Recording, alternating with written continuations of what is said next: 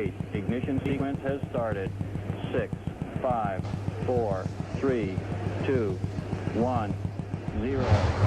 We have commit and we have liftoff at 2:13. The Saturn V building up to 7.6 million pounds of thrust, and it is...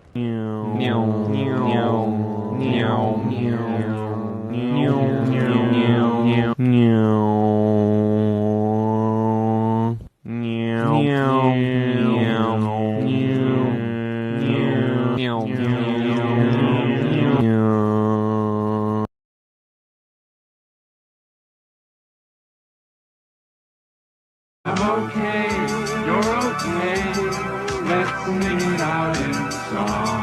Let's try to love each other, not do each other wrong. I've got a loving feeling and this feeling's getting strong. I'm okay and you're okay, so let's just get along.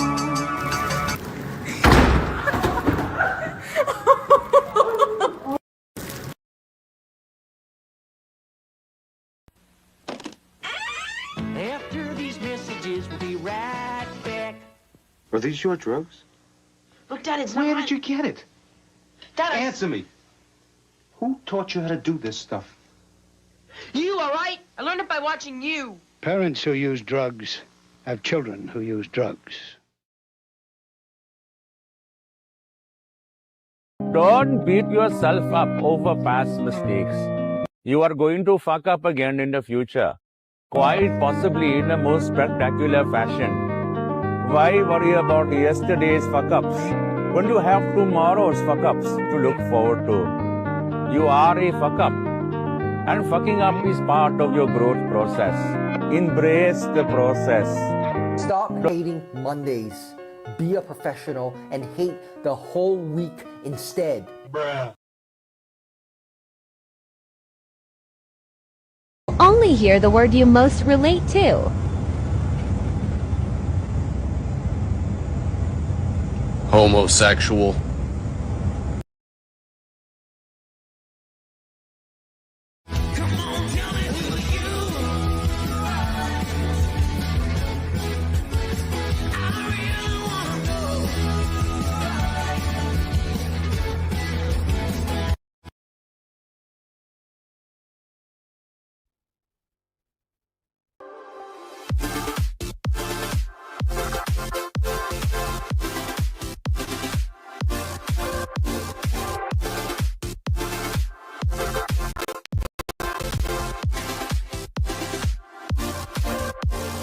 We'll only hear the food you're most craving right now.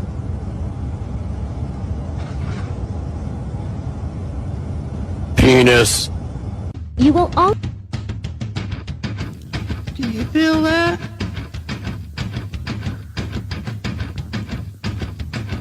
Do you feel that? Oh, shit.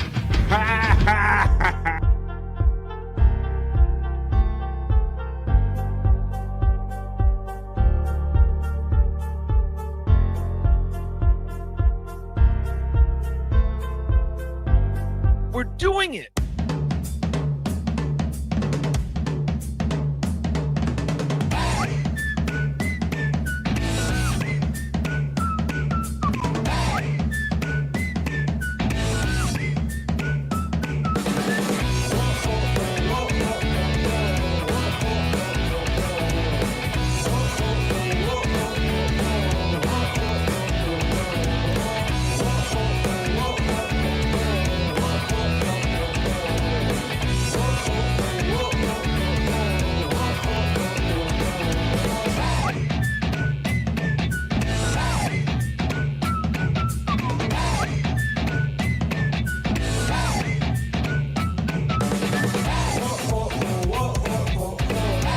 Well, hello, everyone, and happy Monday. Yes, that's a thing. Happy Monday. You say, can happy Monday be a thing? It is here on The Vibe. How's everybody doing today? What's good in the stream show hood, everybody? It is Monday, March 10th. And we all know what kind of Monday this is. This is the first Monday of everybody kind of going back and work and readjusting to daylight savings times. I'll hit some applause for that because I loves me some daylight saving time, because that's more hours that you're kind of awake and alive and you can do things. You know, when it's winter and it gets dark at like 5 o'clock, you feel like you're like a hermit crab and you can't do anything and you're kind of just shut down. But I feel like a flower. I'm blossoming and I'm blooming. And boy, did I bloom this weekend. I had a busy weekend, folks. I hope you guys had fun and a busy weekend too, whatever you did. Friday, I just kind of got a last minute call from my nephew, because I'm the cool uncle, from my nephew Brad. Shout out. He said, hey, Uncle Bob, you want to go to a hockey game, Capitals game? So I was attended a Capitals game in D.C. on Friday night against the Detroit Red Wings, and that was pretty fun. It was double bobblehead night. So my favorite team, the Capitals, they have Alex Ovechkin. He is in pursuit. He is about to be the greatest goal scorer in hockey history. He's about to overtake Wayne Gretzky. He has 9 goals to go before he catches up with the all-time scoring leader, the great one, Wayne Gretzky. So everybody's amped up and going to the games and really excited for this run. He's within 9 of tying him. So Friday night I went to the game, and their 50th anniversary of the team. So they're celebrating their 50th anniversary, and I got to meet a double bobblehead, folks. They have 2 and 1 here. Is that Alex Ovechkin? So it's his time. So yeah, so everybody was like really wanting this, and then Nicholas Backstrom. So that was my Friday night. I did that on Friday, so that was fun. So that was hanging out in DC, and then who knew I had a date in DC with my friend Terry Nee, and I went to see Sasquatch right here. And look at that, the shirt. Yes, that is green, but you can see our dude Sasquatch right there. It was a lot of fun. I'm going to give you a full Sasquatch review. I have pictures from myself and Terry Nee, and it was very great hanging out and meeting up with Terry Nee again out in public. We've met up before at a Chris Abel show, so this was kind of our second date, if you will. And I'll let you know if he got handsy or what he thought he was going to get away with. But thank you, Terry Nee, for not only supporting me here with the knowledge break, and ever since I've been doing this with words of encouragement, but we're turning it into a friendship, man. So I really appreciate you and your knowledge break. So his knowledge break will include Sasquatch today. But I'm going to have some videos from that for you. I'm going to have some pictures from that for you. And I'm going to have the regular 3 hours of fun that we do right here on The Vibe, because this is our midday hang. So I'll let you know all about that. And then we're going to get into it. We're going to do the chat family check-in. We'll do Soulful Horoscope Readings. I got mad pics. I got mad internet shite and articles. I want to thank Spurg Snake for and a lot of people reach out to me over the weekend and with actual positive vibes. There you go. It's Monday. What are we doing here? Oh, what? Sounds like somebody's got a case of the Mondays. Not here on The Vibe. We don't do cases of the Mondays here. We kick that shit. We kick it in the ass. So thank Spurg Snake and everybody that kind of kicks me content and great comments. So we'll have part of what Spurg Snake kicked in his internet shite at some point along the way. But you guys know what we do here. And for those of you who might be new here, we do 3 hours of fun right here every day, because the world is serious enough, folks. And I don't like taking the world too seriously. So we like to get together right here, create positive vibes in the chat family on this Monday, March 10th. I hope you enjoyed the liftoff reel. I'm going to put up again I've updated the member scroll of fame. I want to thank everybody. There were some people that were kind of early in there that maybe only caught a gifted membership, which is appreciated. But I really wanted to kind of update my list, my scroll of fame right here, and include some great new people, additions and all, for some of the people that might have just kind of peeled off or whatever. So there you go. It's like fully updated. So if I overlooked you, it wasn't on purpose, because they only have 1,000 characters. But I know I got the top 20 or 30 of you in here based on how often you chat, because I got some stats, folks, and I know some things. And one of the things I know that we're going to have 3 hours hanging out right here with you guys, right here in the middle of the day. It is Monday, like I said. How you all adjusting with daylight savings time? I did okay with it. I mean, especially it's spring forward, and I did it over the weekend. So I did have to take, I had to go to the airport yesterday. So that kind of made I had to be ready an hour sooner than maybe I would have been otherwise. But I'm doing okay with it. I'm not going to be one of those people that whine about it. As a matter of fact, we're going to talk about the daylight savings time, the fact that this is kind of the first Monday of the new work week and the new daylight savings time. So we're going to do that. News, articles, fun, and hanging out with the chat family. A vibe is about to be created, folks. So here comes the time. You know what? And I'm sitting here, and as I sit here, folks, I've put this because I told you I was in DC on Friday, and I was on DC on Saturday. My boys, Bobby, Nick, and Scott are probably on, hey, BF, are you going to put the link out there for us? Because it kept slipping, coming and going. So here, let me do this, folks. I guess it's been that kind of busy weekend. And don't call me a boomer, Clyde. This was not a boomer thing. I'm very busy. I was very busy in DC all weekend. So let me hit this real quick. Hi, folks. Your view is important to me. And having guests on my show and bros on is important to me too. And I believe in my haste and being in DC all weekend, I forgot to put the link for BF Live in the chat. So I'm going to do that right now without all the formality. I'm just going to drop it in for Bobby, Nick, and Scott, and maybe anybody in my crew that would want to join had I provided them the link. All right. There we go. But that's what happens when you spend more time partying than you do working, folks. But I see there's 25 of you in here on YouTube. I see there's at least one cool person checking in on Facebook, and that cool person is our friend Dawn. All right, so good morning, Dawn. And we're going to check in with you. You can enjoy BF Live today if you're watching and or listening to me on BF Live The Vibe on YouTube, on Rumble, and on my Facebook, folks. So here comes the time. The link is out to my boys. No, guys, I wasn't nothing personal. I'm not in a grumpy mood or anything. I just simply overlooked it. So Scott or Bobby, Nick, if you're out there wondering where the link is, it's in our mutual box, bro. It's in the BF Live. All right, so the scroll of fame will run. I put the glasses on. I go over to my elements because none of this stuff, these 3 hours start until we get down with the chat family check-in, folks. So glasses are on. I go to my elements. You let me know what you're doing. You having a ham sandwich? Are you having leftovers? Are you retired and home? What are you doing? What are you up to? Let's create a vibe for Monday, March the 10th, as we start the opening chat family check-in. Let's go. Talk amongst yourselves.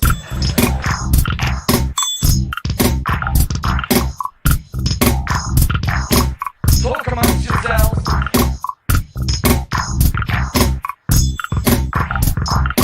Talk amongst yourselves. Well, they are. They're talking amongst themselves, and they're talking with me. And this is the vibe. BF Live, the vibe. Positive vibes and fun for 3 hours a day, Monday through Friday. Pecan checks in first with the Goonie Goo Goo You Begonias, Unga Bunga, Gano, Gano, Gano, and the BF Chang. Thank you for your enthusiasm, Pecan. Gano, to you, my friend. What do you gonna?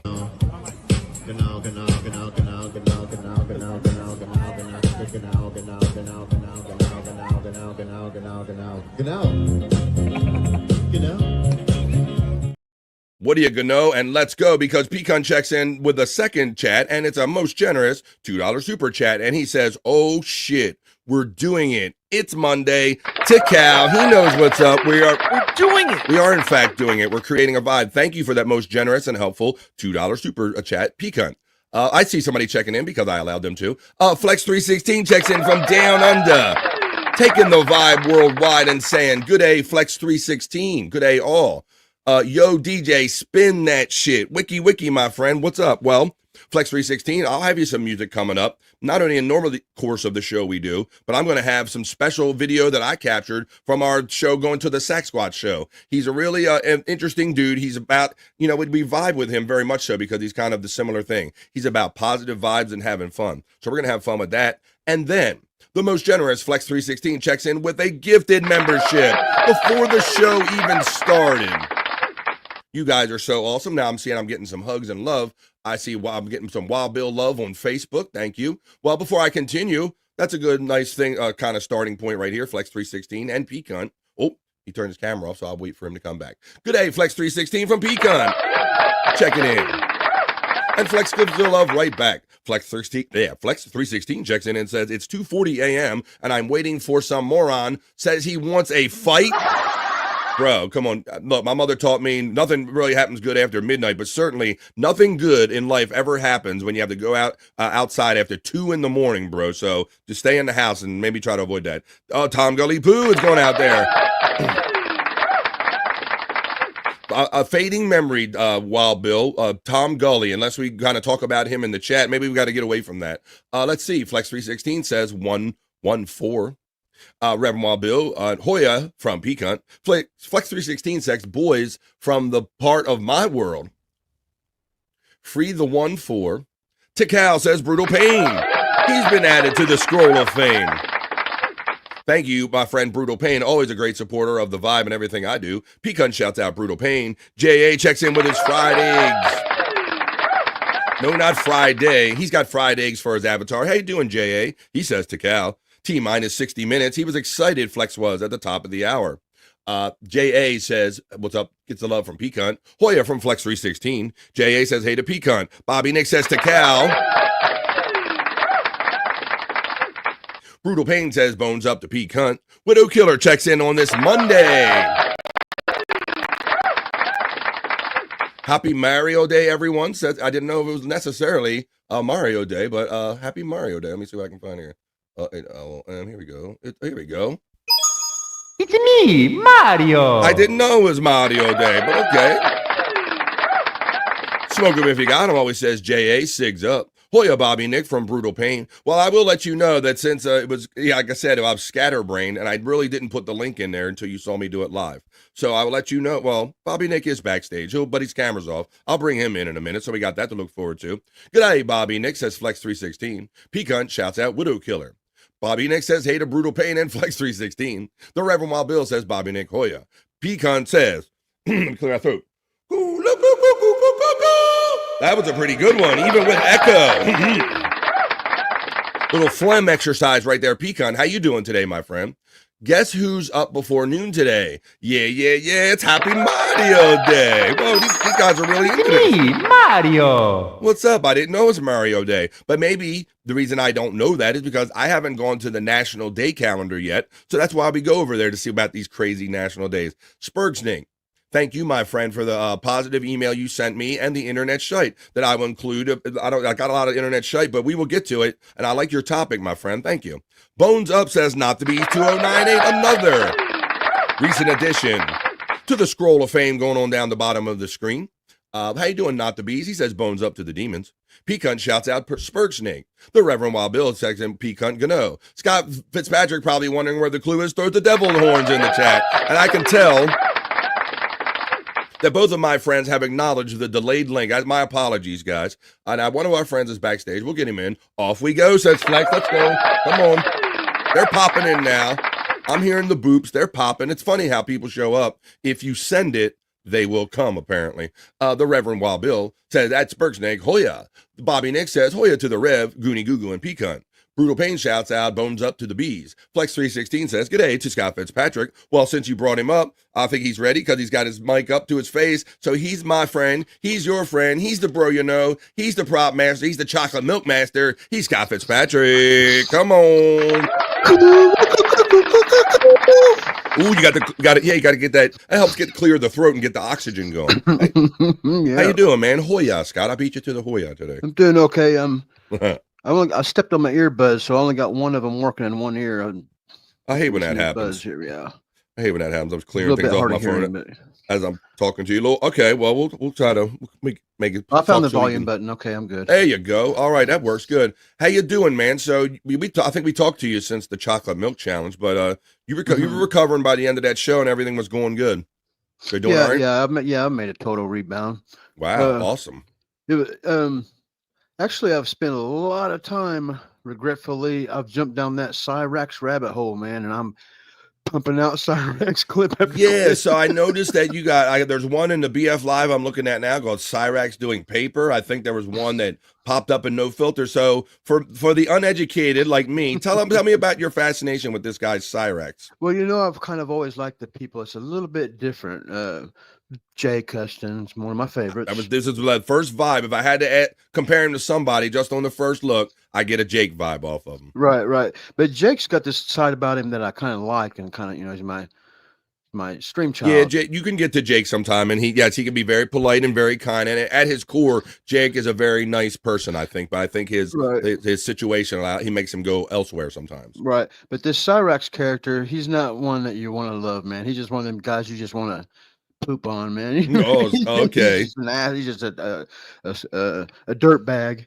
Wow. But I can't stop watching him, man. I just like to hate watch him and making little clips of him, and I'm getting that Cyrax rub right now. Oh boy! Oh, are you getting some acknowledgement? Did you piss him off? Has he noticed you or what? No. A few people in the comments have told me that it'd be coming for me, but I'm not really that deep in it. I just like going in. I just like finding the Tammy Holes and the Cyrax. I just like finding those people and watch them for a while. And That's another I was going to bring up. Well, I'm not well versed in the Cyrax other than seeing people maybe throw his name around in the chat loosely like you or something or this. So let's watch this little clip of Cyrax. And this is on Prop Master 69. That's Scott's YouTube page. His links running throughout the entirety of the show in my chat for this show today. This is called Cyrax Picking Scabs. So be warned, everybody. I don't know what I'm going to see neither. All right, set it up, Scott. That picking scabs, that's just where it takes you to the picking scabs. So this one here is actually I think this one might be where he forgot the toilet paper. Or no, this one I think it does say. I think this one he's wiping his butt on camera. Ooh. This says Cyrax Picking Scabs and Cyrax Paperwork. Should I play this? Okay, yeah, the paperwork. Yeah, go ahead and play it. All right, here we go. He's the guy. No, the fuck he ain't. I could go a different way. Oh man, what's he doing? That's an ass napkin Ed move where he just keeps a piece up there all the time. Right, I like to put little cartoon things on it, and music in the background. Oh, I love the good, right, bro? I know you've gotten so much better. It was hard to even get you to be able to send a link back and forth, and now you're up to video editing. So let's keep watching. And that loser's a piece of shit. When they do putting the poop in the oopsie poopsie. How will I clean up my rump? You found that song and put that little toilet paper in there? Those who thought only of themselves have cleaned out all the shelves. So what's a dirty bottom soul to do? Well, wait a minute. Where does one know and find a female singing quite well about wiping your ass, Scott? How do you get that song? I just went to the songs that they allow you to use on YouTube. Really? And typed. Well, I can't remember exactly what I typed in, but it must have been something that made that pop up. Yep. All right. Well, it's one more time around now that we kind of full context of it. This is Scott's latest friend. He's got Jake vibes, and he has like a issue with his toilet paper, and Scott kind of added some fun to this, some music and some graphics. All right, thanks. He's the guy. No, the fuck he ain't. I could go a different way and install a new bidet. If anything, that loser's a piece of shit. When they do. Will I clean up my rump every time I have to take a dump? What in the fuck? Have cleaned out all the shelves. So what's and then where'd he put it? Bottom soul to do? He just puts it in stores and wherever. There's a video I did that one before this one where he's rummaging for groceries back there. It's the video that leads him to actually wiping, but. He's got scabs all over his scalp because he's infested with bed bugs, and he's that one of them guys. One of them guys. All right. Well, let's see. I want to make sure. I think it jumped on me while I was doing stuff. Let's see. Off we go. We were there. We got the Goonie Goo Goo from Bobby Nick. He's backstage, but he's off cam right now. Good day to Scott from Flex 316 Down Under. Flex. The Reverend Wild Bill shouts you out as well. Let's hit one of these. Let's go. Wild Bill. Scott! There we go. Not the Bees, my dude, bones up from Peacunt. Not the Bees gets the shout out love too, Brutal Pain. Peacunt gets the bones up from Not the Bees. Reverend Wild Bill says Brutal Pain, Hoya. Scott shouts out Flex 316 and Wild Bill. Peacunt shouts out Scott Fitzpatrick. There you go. Spurg Snake says Hoya. I don't think we've hit a Hoya today. So to you, Spurg Snake, I say Hoya. Oh, how about Hoya? Karaktera Hoya. Karaktera Soya. Karaktera Hoya. Karaktera Hoya. Hoya Wild Bill from the Brutal Pain 518. The Reverend Wild Bill shouts out Not the Bees with the Hoya. There's FJM, part of the scroll, the member scroll now. Thank you for your support, FJM. Good afternoon to you all, and peace. Not the Bees shouts out the Reverend Wild Bill with the cheers. Scott shouts out Peacunt and Brutal Pain. FJM gets the love from Peacunt. FJM gets the love from Reverend Wild Bill. Spurg Snake gets the shout out love from Scott. Spurg Snake shouts out everybody. Scott, you get the bones up from Brutal Pain. Pain. My sister, big sister, checks in. You get the kiss. You get the applause. Happy Monday to my big sister, Kathy. What do you know, the Reverend Wild Bill? Well, hey, my friend, what do you know?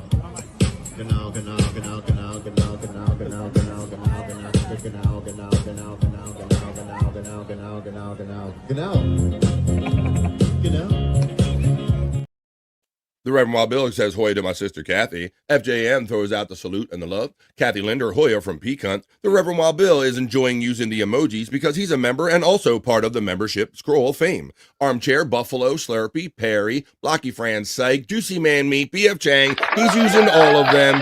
He's having fun because that's what this show is about. Flex 316, good day from Kathy Linder. To Kathy Linder from Flex. The Reverend Wild Bill checks in with a most colorful and generous $2 super chat, and he says, because I can. Well, I'm glad you did. Thank you, Reverend Wild Bill. Flex is applauding. Brutal Pain says, we learned it from watching you, BF. I want to thank Brutal Pain, man, and everybody. Scott, I went to the Sack Squad show, which we'll be talking about in more length Saturday, right? Right. That was fun, man. It was very much like kind of what you see on the videos, but just a live vibe of that and him playing it live. A lot of fun. I got pics and I got videos. And I have a Terry Nee knowledge break. So that was a lot of fun. So after that, when I came home, Chris and Liz and all them were still on. And then I jumped in on replayables like after midnight, bro. And I extended the show about 30, 40 minutes or so. And we had a good time. And Brutal Pain was hanging out there. So thanks, Brutal Pain. I learned it by watching you. Glad to see you, Flex 316, my sister says. Testicle Tiger, here we go, Sky. Here's our friends checking in. Tiger. Oh, yeah. There you go. Of course, one of the early adopted by the first maybe member right here on the Vibe. Lessons, says Flex316. Bones up Testicle Tiger from Brutal Pain. Screw the week, hate the whole month, LOL. There you go. Don't hate the day, just hate the whole damn month. Hey, Scott, what are you thinking about this? We sprung forward an hour, right, buddy? Yeah. Actually, I didn't realize it till the next day. I didn't even realize it happened till the next day. So there you go. So as far as setting you off or setting off your schedule, not so much, huh? No, not the hour, didn't it? See, it happened on Sunday, right? Yeah, from Saturday night AM into Sunday. Yeah, so yeah. Sunday I don't really do no shows or nothing, so it didn't really mess me up. I judge my life is judged by show times. Nowadays I imagine it is like, what day is it based on what time of the day and show. I had an appointment to keep on Sunday, somebody to get somewhere, so I had to make sure that I was right on time. I didn't have that leisure of waking up this time and just kind of not worrying about the time, but it worked out good. I'm not the one that kind of cries about it or anything, Scott. Yeah. I just kind of set the clock and I get on with my life, because you can kvetch and complain, but nobody cares, and it's going to happen anyway, right? Right. Yeah, I've seen a few podcasts where they're all crying about it for a half hour, an hour at a time. Well, bro, you and I have lived long enough. We noticed that the people, they always complain about it every time we got to change it, and it's only for like that first week, basically. Because the first week, everybody's like, why do we do this? And they get militant and they want to like call their congressman and shit. We need to change it. And by the next week, they lose all their air in their argument and we're adjusted, right? Right. So it's just an hour. It's just an hour. Let's get on with life. And we're going to talk about that on the news when I give her to the news desk. The Reverend Wild Bill says Testicle Tiger Hoya. Kathy says hello to Brutal Pain and waves. Not the Bee says Testicle Tiger, good morning. Good day, Flex from Testicle Tiger. Brutal Pain shouts out Hoya to my sister Kathy. Hey, Rev from Testicle Tiger. 2 just says Flex 316. Good morning to the Bees from Testicle Tiger. We have 0, and then we have 7, and then we have LOL, and we have HIGH from the Reverend Wild Bill. Donkey Kongington checks in on this. What's up, man? How you doing, Donkey Kongington? It's Mario Day, and we got Donkey Kongington in here. Donkey, I believe, is part of the Scroll of Fame as well. How you doing, Donkey Kongington? Hoya, everyone. Testicle Tiger says, do you feel that? Oh, shit. That's right, folks. That's not gas pains. That's Monday. That's Monday. This could be a rough one for some people, Scott, because it is a Monday. They can be rough on their own, and then you get them go hour or, take an hour away from where they had to go to work, back to work an hour earlier. This can be a rough one for some people. Right. I woke up at 3 a.m, and I've been up ever since. I just started the day then. Yeah, it's funny. But the other night I had an opportunity to go to sleep a little earlier there, Scott. I guess was it Friday night? I went to bed a little earlier than I normally do. And once I tell you, I slept too long, bro. And Saturday, I think I felt like shit. It took me, I felt like sludge, man. Like, I'm much better with those little 5, 6 hour burst of sleep or whatever than trying to get 8 or more. Yeah. Let's see. Testicle Tiger, you get love from Donkey. Good day, Donkey from Flex. Donkey gets a shout out love from Peacunt. DK, what's up, fam? From Testicle Tiger. Testicle Tiger gets a shout out love from Peacunt. Testicle Tiger shouts out Peacunt in return. By the way, says Flex 360, BF, don't play that music, BF. Here you go, there's an old. What's up, Flex? What's up, guys? Hey, buddy. Hey, by the way. By the way, Flex, thank you for that gifted membership, buddy. Checking in from down under, making this vibe worldwide live. By the way.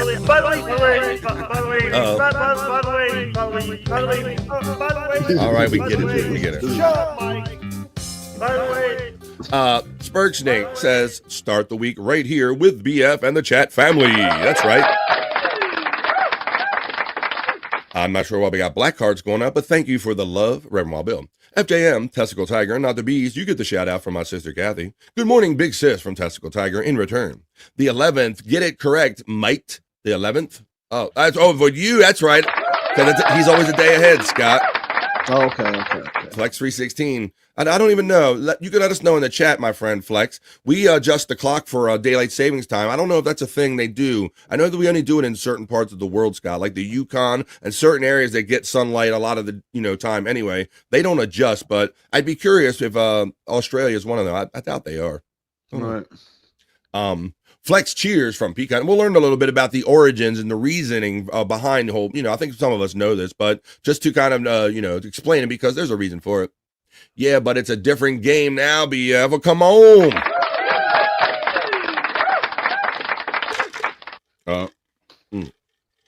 Damn, you wish you could make a game. Yeah, it is. I mean, it is a bit. If you're talking about hockey, I went to a hockey game. My nephew called me up, Scott, and I had an opportunity to go to a hockey game Friday night. Yeah, I was watching. I heard you. Okay. Say that. Right. Yeah. Yeah. Yeah, it's I mean, well, there was a fight there. They did have a fight. So there's no enforcers anymore, but they will still scrap every now and then if there's a reason to. So it's not the same in your opinion. Spurgsnake and Donkey Kong and then gets a shout out love from my sister Kathy. Chris said he stuck his finger up your butt. He did not. He didn't buy me that many drinks there, but there he is right there. He said, we had a gay old time. Oh shit, it's Terry Nee checking in. Hello, Frisco. That's right. We're going to get into it. I'm not sure. We'll do it after the chat family check-in. Maybe I'll talk about my Sasquatch experience and we'll talk about Terry Nee. Donkey says, Kathy, Spurgsnake, BF Live, Hoya, Gano, Shinga Su Madres, Chimichangas, BF. What are you looking at my mother's tits for? Chimichangas. Wait a minute. Big hugs and firm heterosexual handshakes all around from our friend Spurgsnake. Terry Nee, put a tracking device on you, BF. He might have, you're not. I got an Apple. I got some little Apple thing in my shoe that I didn't have before. Yeah. Thanks, Spurgsnake, in return, man. Terry Nee, happy birthday. What do you know from the Reverend Wild Bill? You must have said something out of turn because he's like, Scotch. Something about me, maybe. I knew it. All awesome people, says Flex316 on that scroll, I bet. My Monday started off with my knee giving out and me falling on the floor and breaking my coffee cup. She's crying emoji, but she's okay. Come on, Testicle Tiger, pick yourself up. Gravity's a bitch. Take care, Testicle Tiger. Be careful now. Donkey Kongton says, Terry Nee, do you want me to go ahead and suck that thing for you so you can get it off your mind for a few minutes? Oh, shit, wait a minute. Let's see. Thanks, RBW. You never forget about the birthday, says Terry Nee. Terry Nee gets laughs from my sister Kathy. Hey, happy birthday, Terry Nee. Bone Loads checks in. My West Coast bro. Thanks for checking in, bro. I'm sorry that I don't get to do sports heads as much as we used to anymore, man. But it's good to see my friend Bone Loads in the chat. And he lets us know he's just working and lurking, Scott. Right on, man. Ain't hard for me. Pecan shouts out Bone Loads with the bones up. There's Reenie, who has been added to the scroll, the member scroll of fame. Hello, Reenie, with the positive vibes. I had to make Reenie part of our member scroll of fame. How you doing, Reenie? Happy Monday. Scott, my sister shouts you out. Hello, Kathy. It's National Congdon saying Happy National Potato Week, always. Terry, how could I forget one of my favorite chatters' birthdays? Reenie getting the salute and a shout out from wave from my sister. Tits McGee, the governor of the state of anxiety, checks in and says, I hate the time change. When I was teaching, it was always about a week for the kids to adjust and about 3 for me to adjust. Well, thank you, Tits McGee. And yes, I can imagine that, Scott. Now, if you have a room full of kids, because that will affect the children a little bit with the sleeping. You change their schedule that abruptly and take that hour from them. That'll mess you up. Yeah, it will. That'll mess you up. But hey, Tits McGee, hope you're doing well.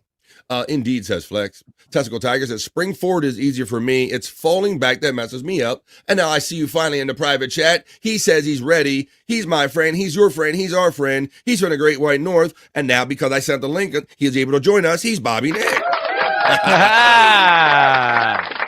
There we go. You son of a bitch. I thought you might have been distancing yourself from Canadians or something. Not at all. I've been watching the news, man.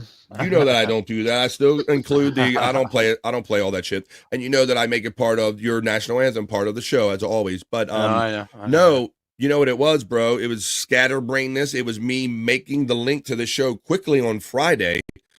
You can't now. You can't do Rumble too far in advance, so that I had that to do. So yeah, so when you do things early, you forget details, like sending a link to your friends. Yeah. Exactly. Yeah. So that's why normally I have a rhythm, buddy. Normally, the very first thing I do after creating any show is jumping into our BF Live chat or whatever and throwing the link in. That's normally the very first thing I do, and I didn't do it.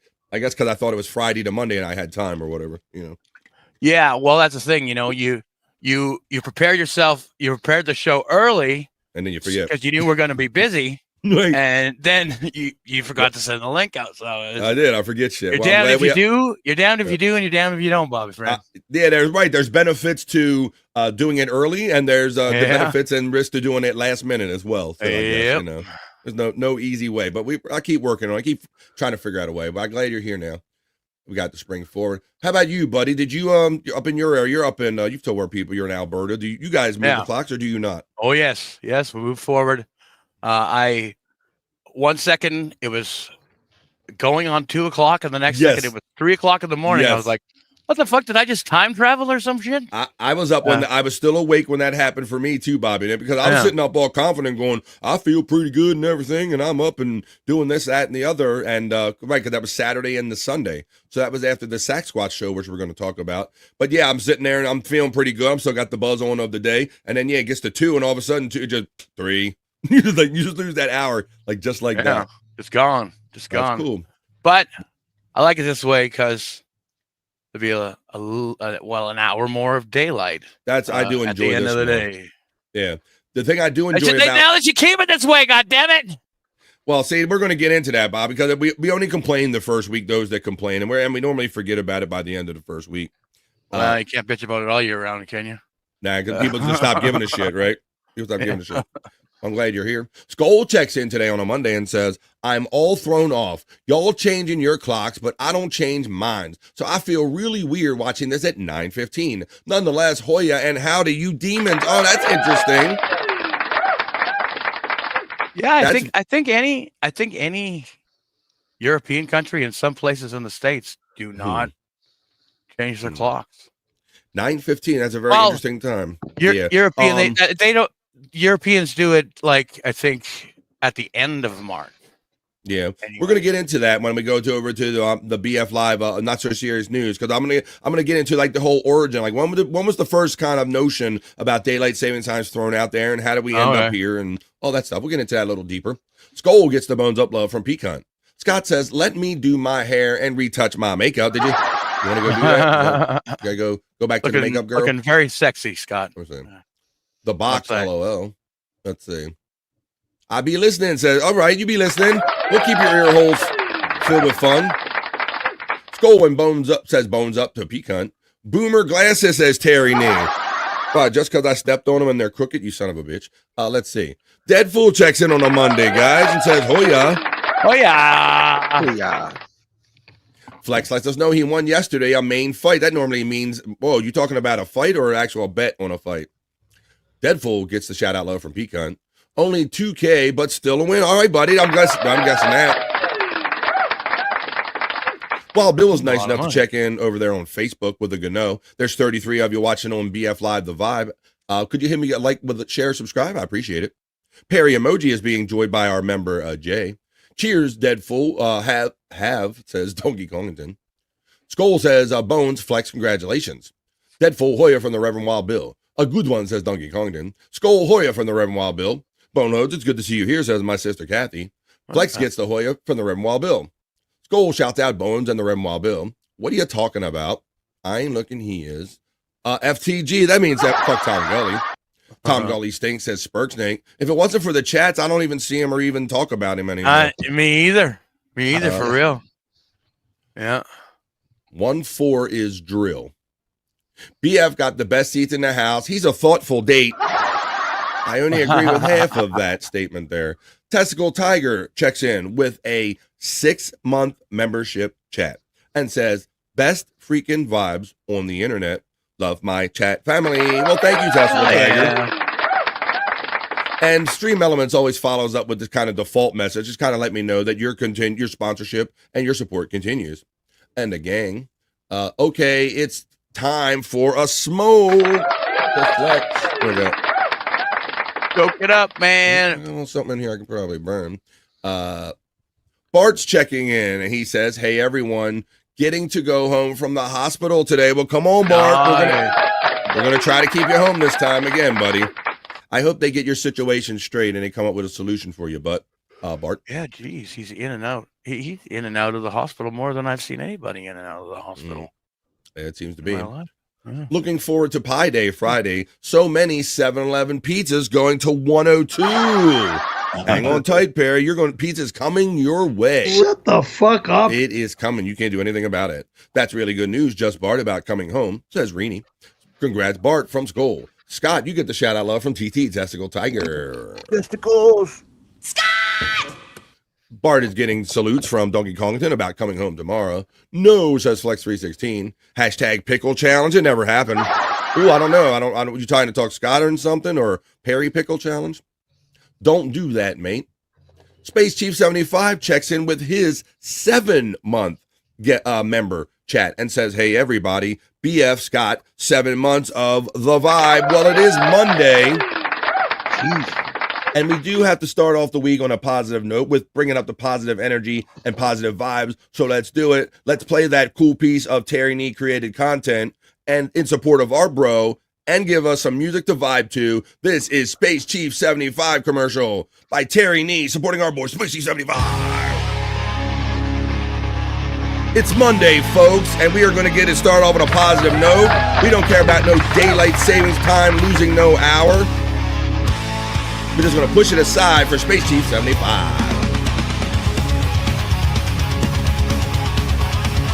I'll have some agua. We'll do Soulful Horoscope Readings, Terry Nee Knowledge Break, Sack Squatch Review, plenty of fun still to be had.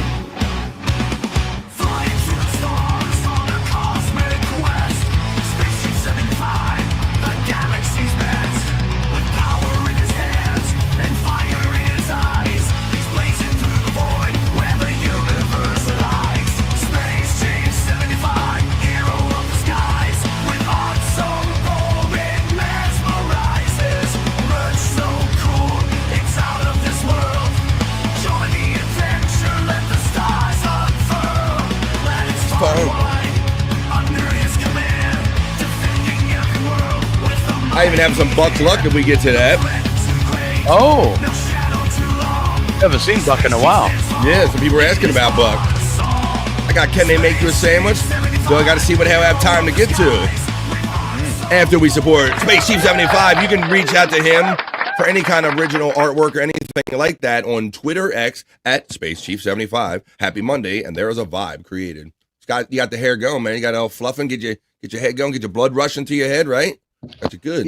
Yeah, but it seems, I don't know why. I don't know. I think somebody's been slipping me a little bit of chemo while I'm asleep or something, because I brushed my hair today and look at how much hair fell off. Is that really? Jesus Christ. Is that really yours, bro? You don't That's normally really my make up hair. shit. Yeah, I'm not just whoa telling a tall one. I brushed my hair today and I lost a lot.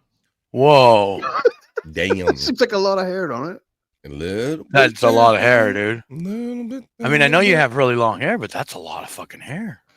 I brush my hair every day. I did miss a day because I had it in a ponytail. I did miss a day. So there's 2 days with the brushings there, I guess. But it seems like a lot of hair. Wow. That's I would go see a doctor about that. I think they're slipping me some chemotherapy in my food or something. Hang on. Walk into the, like Bobby said, walk into the doctor's office and said, I just brushed this out one day. What do you think? Yeah. That's normal. Skull seems to be aware of your friend Cyrax, and he says Cyrax is a piece of human garbage. Yes, he is. Wow, no redeeming qualities like at least Jake does. What's up, Bob? Scott fooled me today. He put a short out that was labeled small motorbike or small. I got fooled by that one too. And then I click on it, and all of a sudden he puts the camera to his ass and farts. Yeah, I got that one too. And he goes back to his face, and he's got this gotcha look on his face. It's like, right, you son of a bitch. Let me since you talked about it, we cannot show him. So let me find that real quick. It's that smug smirk on your face after you did it too, because you knew you got everybody. Yeah, it was Bobby. He got me with that too, because I'm ready. I thought because he was outside, I thought we were going to see like literally like a little motorcycle or something. Yeah. Is that on video or is that a short? It's in your It's short. a short. Okay, I thought it was a short, but it's not. Let's see. It says on Prop Master. That says 4 months ago. It'll be one of the last 4 or 5 of them. Ruined my spot. Is it an older one? No, it's a newer one. It's the last new one. Why is it not coming out? Let me go and do all. Let me just go to your page. That's where. Oh, that's Halloween. Wait a minute. I got the one with Jake in it. Why is it not coming up, buddy? Oh, I've probably been banned. Oh my god. Let me go to. I'm on your page again. It's in shorts. Sorry, oh, here. Wait a minute. Here you go. I had to go. That was weird. Okay, I found it. That was weird. I had to go into your page a different way. All right. I had to like go to your main page and then find it. But here's what Bobby Nick was talking about. You know, Scott, like, he's having fun, as you guys can clearly tell, being the chocolate milk challenge master. So he's always putting videos out there and sending them, putting them us in our inboxes. And I saw this too, and this is what Bobby Nick's talking about. Oh, see? He goes. Yeah. Look at this look. It's just called small motorcycle. So I'm like, he's been outside lately. I thought I'm going to see an actual small motorcycle. He's so proud of himself there. Uh-oh.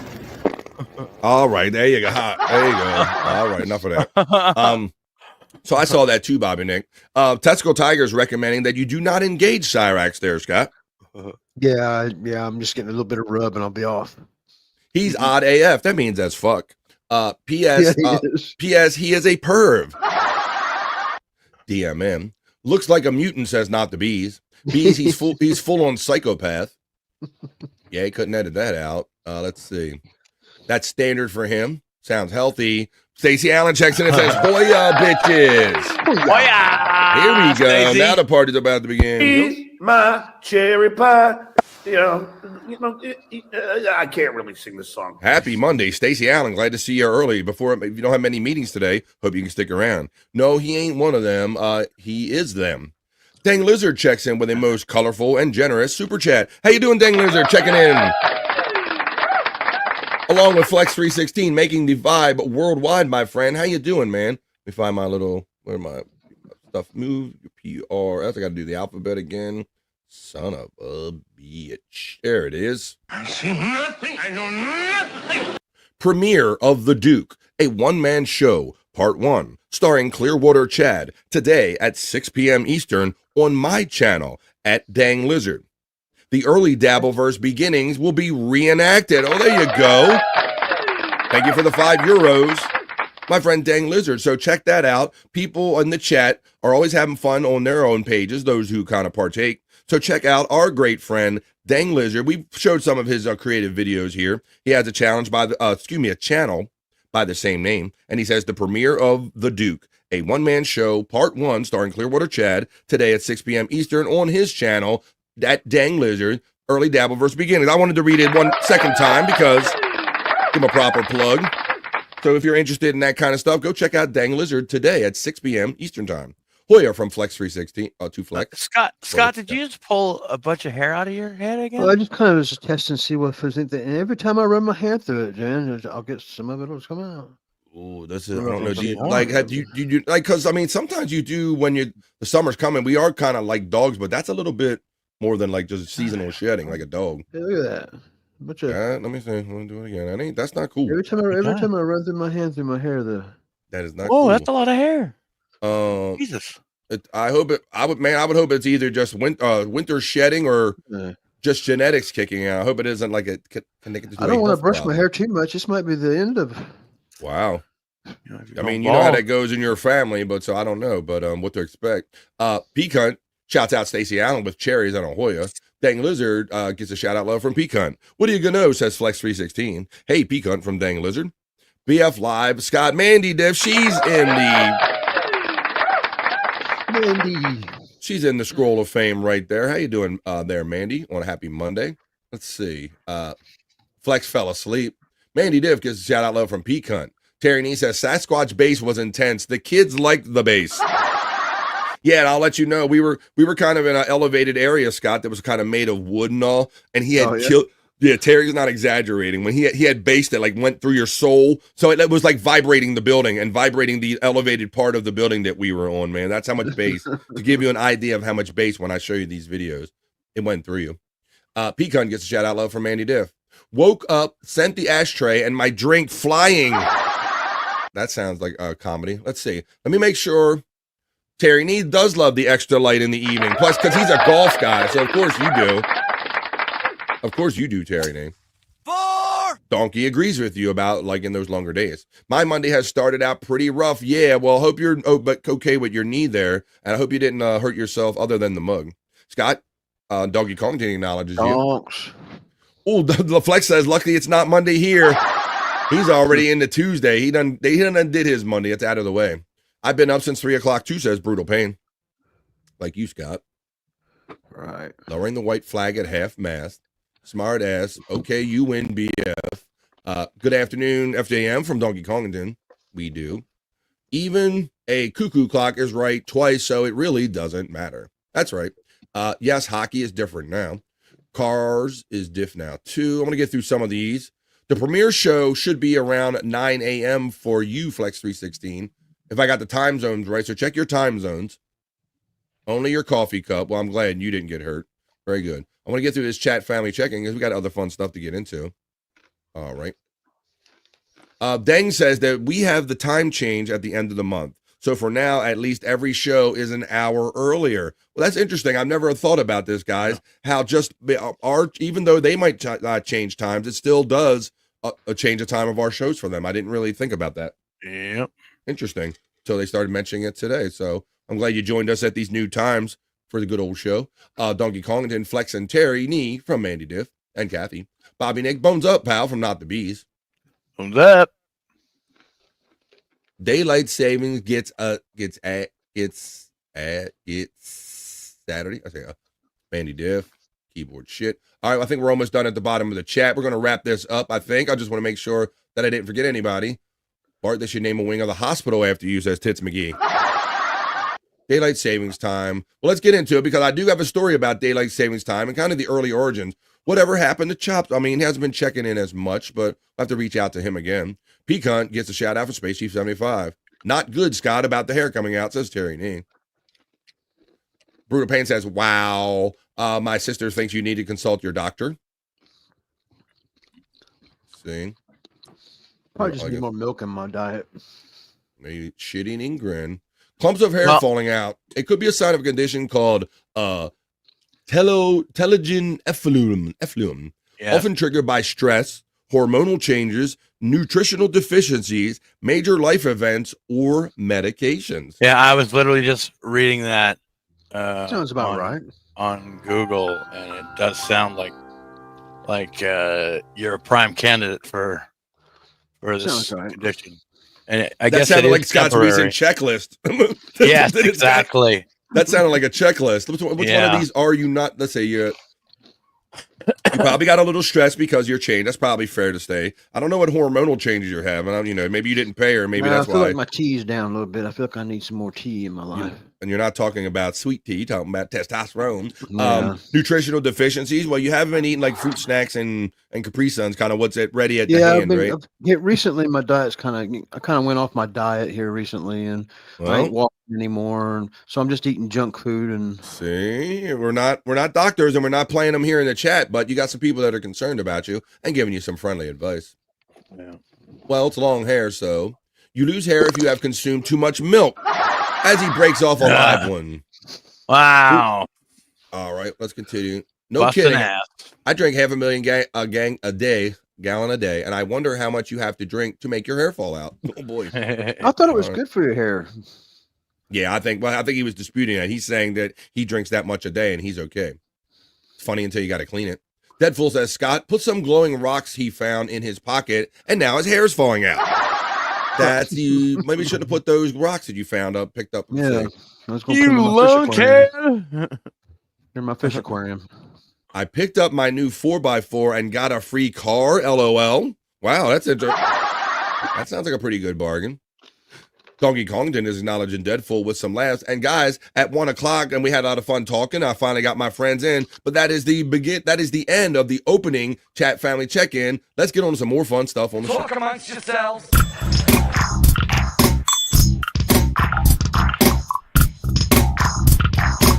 Talk amongst yourselves.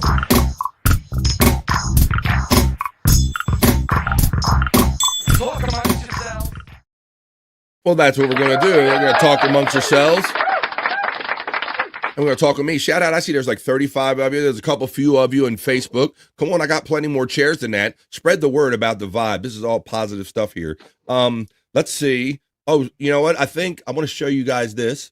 Scott, I finally think I found one of my favorite games, buddy, because I'm not a big cornhole guy. People play that cornhole game with the sacks. You got that in your area, right? Oh, yeah. Son of a bitch. Cornhole. God damn cornhole. I'm glad it almost didn't load. I should have, let me see. Cornhole. It sounds dirty, doesn't it? It's not. But yeah, so they have cornhole and they have famously, beer pong, right? Beer pong. Right. Not only I like playing beer pong because I'm more of an herbalist than a drinker. I don't want to be challenged to drink, right? That's just not me. Right. So I'm just not down with them games. But I think I found a game that might be good for me, maybe and you probably. Check this out, bro. Finally found the best combination of both. How about bong pong? Check this shit out. Look, they're all little bongs, Scott. Okay. And then you smoke it up. How about that?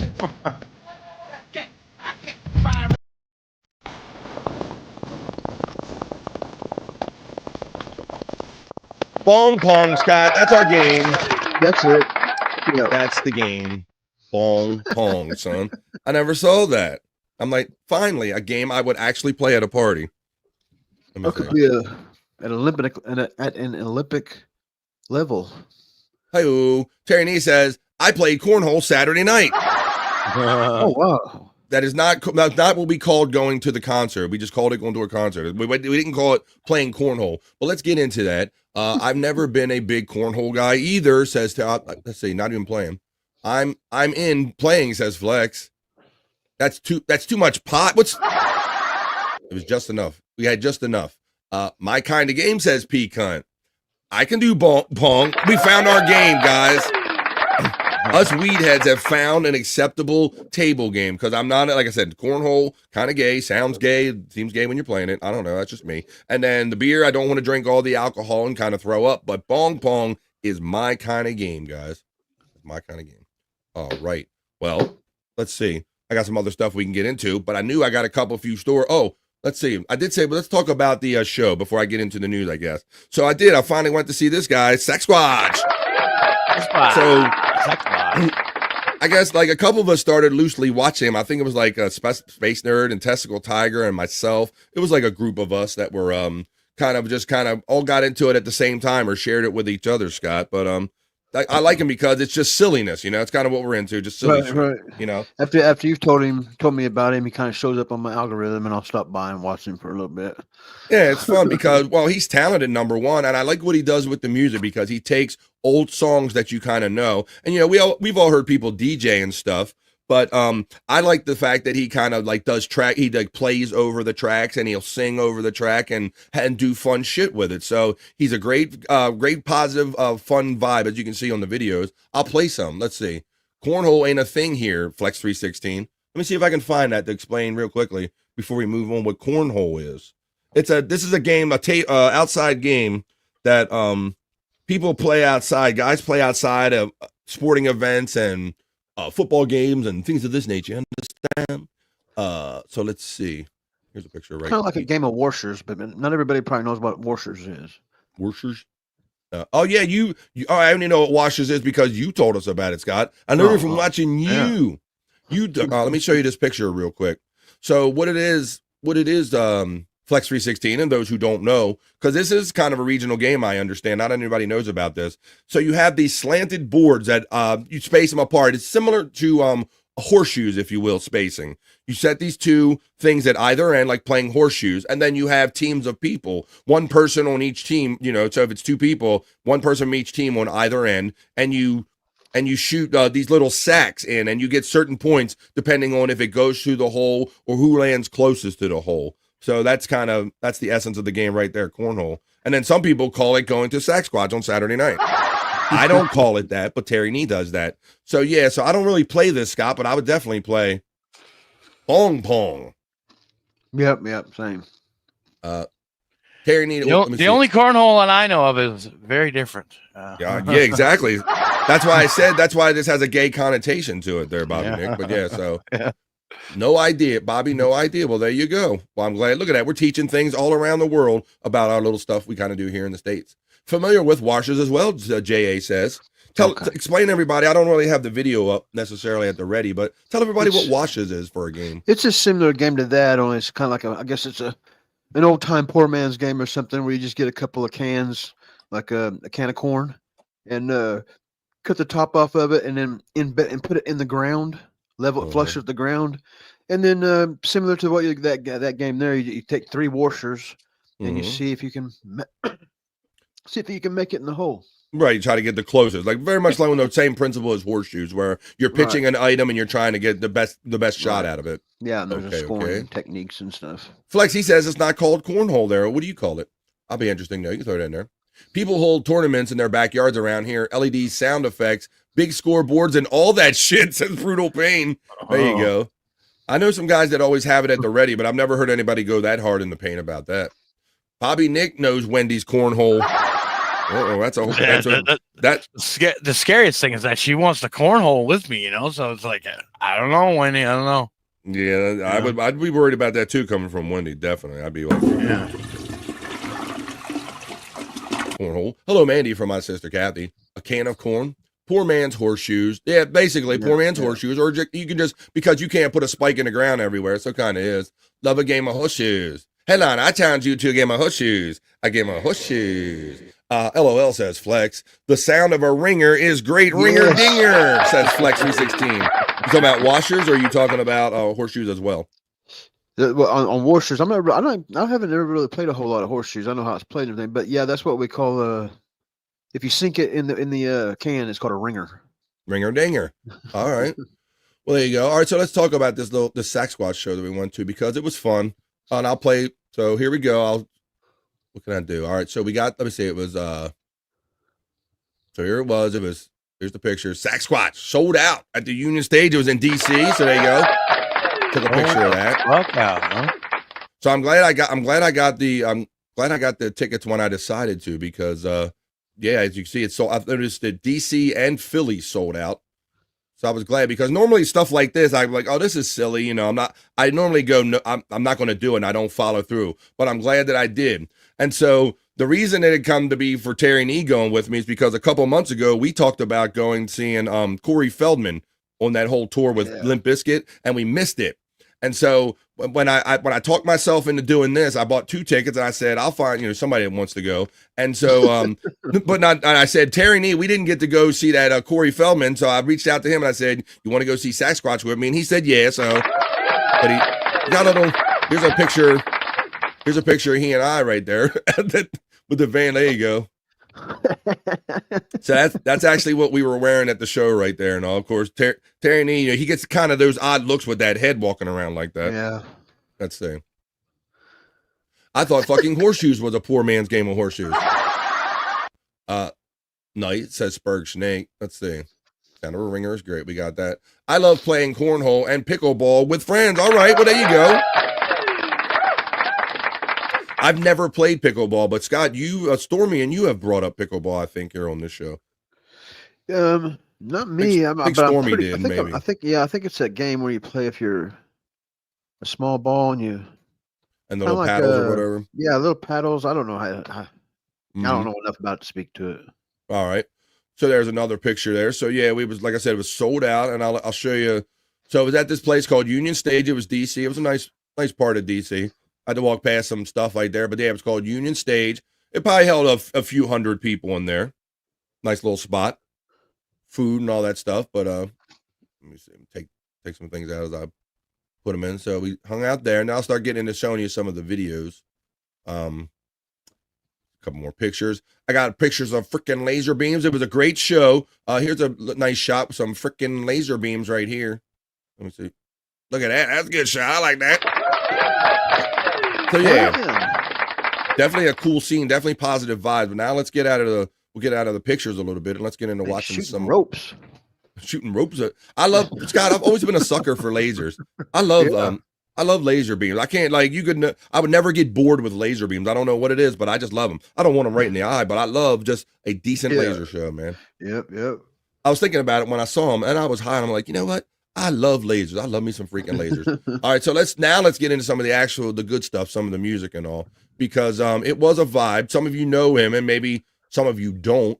So let me get these in the proper order. Let me see. Oh, so he started out. They were supposed to have an opener, guys. You know, a lot of bands have an opener, right? Yeah.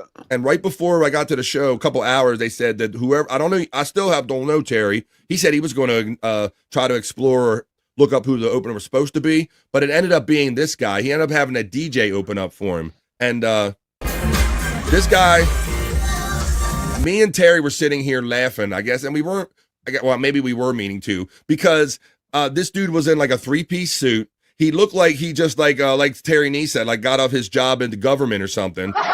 Like a Social Security. He looked like a wedding DJ, and he's kind of at this cool show trying to like open it up and get the crowd going. And he's jumping up around and create like all this extra energy, Scott, and nobody's buying it, Bo. Nobody's buying it. And me and Terry are just sitting here like laughing, like, look at this guy in a suit jumping up and down. So this is kind of where we were. We were back in the elevated part. Really, this was VIP, and they were only $10 more than the regular ticket. So you know I'm going to sit on my ass and stay out of the crowd, right? Yeah. So there you go. Hopefully, I don't know if I scanned in on him or not. I was just trying to get the vibe. But Scott, he was doing all the extra bro fist pumping and shit, and nobody was buying it, Terry, were they? And we're just sitting there laughing, going like, this is like, we just, like this. Scott, it was going to be one of those things when he played his last song, he was going to get that sarcastic applause, best song of the night, right? Your last one, right? Whatever you do. So that was fun. Let's see. The singer out of Step Brothers. Let's see, Steve. Well, wait a minute. God damn it. Megan Hamilton canceled. A short chub DJ filled in. Humorous. Yeah, we were laughing. We were laughing our asses off because and Scott, every time we look like nobody's dancing and we look like we're talking in between because we're not paying attention. And we look up 2 or 3 songs later and he's doing this. Yep, he's doing the exact same fucking move, bro. And like people are just standing here looking at him like just fucking doing this in a 3-piece suit. It was kind of like that. So yeah, he was doing the bro thing. Jersey Shore. No, yeah, it was very kind of Jersey Shore. No mosh pits. No, there wasn't that kind of scene. I'm a sucker for a good love story. Hey. Or the singer from Hangover Flex. What are you guys talking about over here? Did you and BF hold hands at that romantic table? No, Stacy, but I did get creeped out when he turned the candle off. You saw those little candles? I did get a little creeped out from that. Let's see. Someone up front was dressed as a green Teletubby. Yep, we had the green Teletubby. We had all of that. Yeah. So let me show you another video here. Let me see. I'll try to go in a proper order here. So that was the first one. That's how kind of the show started. Oh, and then he came out kind of like this. This is how the show started. These are all a couple of.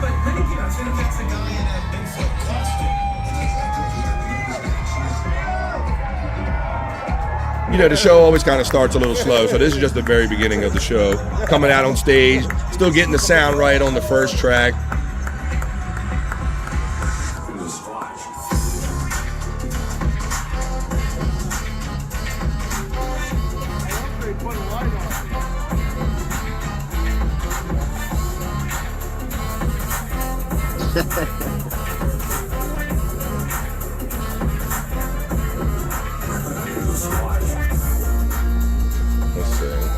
Dim the lights. That's sexy. Real fun. Very funny. Very funny. Sexy. He did. All right, so there's a video right there. Where was this? Was this like was it a theater, a club, or?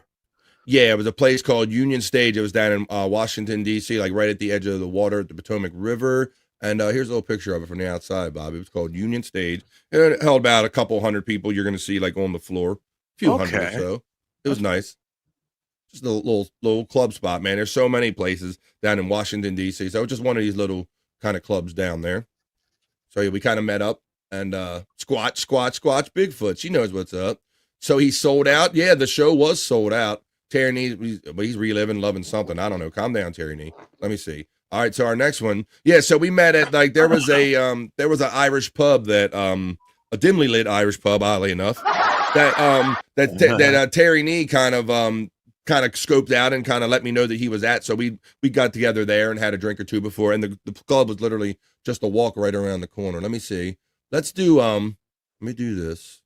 How about what's the next song? I think it's this one. Well, I was going to show you this track because this just had cool freaking laser beams. Check that. I like what the laser. Look at this freaking laser beams. I like what the lasers do to the bubbles.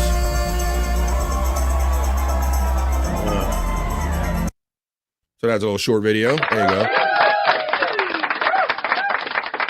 The Wharf area, DC is really cool. Our friend Terry Nee lets us know. Yeah, I had to walk past like mad, like kind of DC, like office buildings and stuff like that to get to this. So it was in the heart of Washington, DC. I told you I was there for the hockey game. So I was there two nights in a row. I can't remember the last time or any time that I was in DC for 2 nights in a row. But let's see if we can get lucky.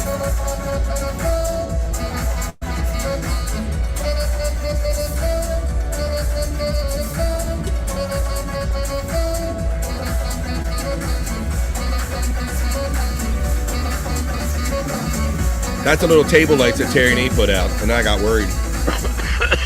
All I wanted is a Sasquatch with frickin' laser beams. Is that so much to ask? Frickin' laser beams. I wonder how much Sasquatch eggs are. Oh, you can hear me singing this part.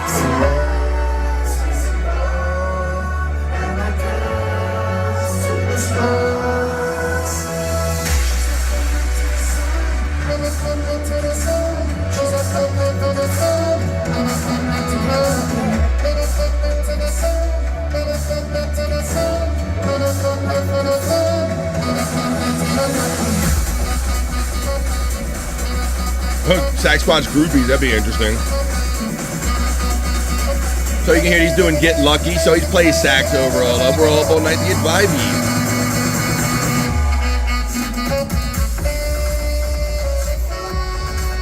It was cool seeing this live, TT, after only seeing it on YouTube.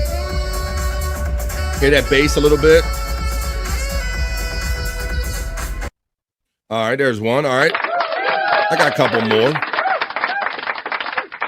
couple more. I took a lot of video. I tend to do that when I go out, Scott. Yeah. That's the whole thing nowadays. These kids nowadays, Scott, that's all they do is that. I think some of them probably recorded the whole show. So, no, he did not get lucky. And no, we did not go to the hotel room.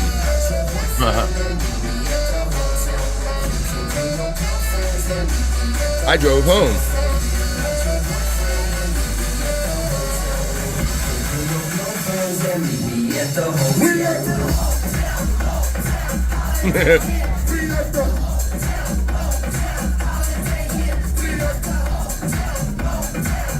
wonder if the DJ hung around.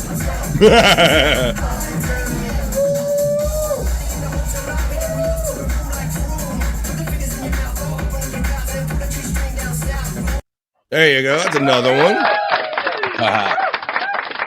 I try to get some good snippets that I can play here, but not. I don't want to be that guy that has, the whole thing. Let's see. $400 a night at the hotels on the wharf. I never even looked it up because I decided I was going back home. I drove down to my nearest metro and I took the metro train in. I'm so jealous. I'm not going to get to go like I wanted to last month. I'm sorry, Testicle Tiger, but I hope you can live vicariously through us right here. Terry Nee says about the $400 nights, and Stacy Allen says, Terry, what about the hourly rates? They don't have hourly F huts in DC, Stacy. At least not in that nicer area of DC. There probably are still areas of DC that have those F huts, but not in the nice place we were. But he did try to get romantic with me when this song started playing. This next song coming up.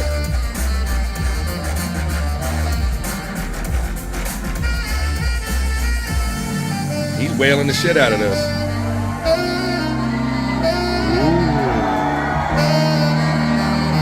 I thought I felt a hand on my knee now.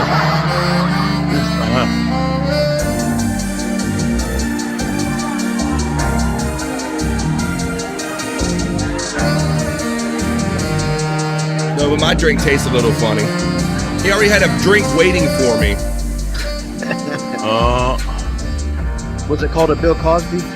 Yeah, it kind of was. How did you know?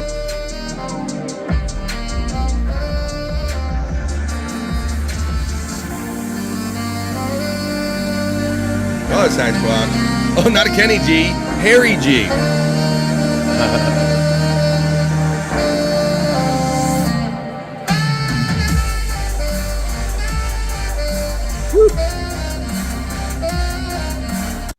There you go. He was blowing, I'm telling you.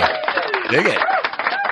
Dude was blowing, so it was fun because he did a lot of the stuff, and I like that because we've talked about that. When you go see an artist, you want to go see stuff that you kind of come to know and like. So he kind of definitely did that. Let me make sure. All right, so I got a couple more I can show you. So at one point, he even said, he said, make a little circle on the floor and I'm gonna come down and play. And he made sure to tell everybody, don't be grabbing on me and pulling on me or anything. So he put the warning out, but it was a good vibe. And check it out. He come down right down the middle of the floor and he said, everybody break out your cell phone lights and we'll just light it up like that. Here we go. He got rickrolled.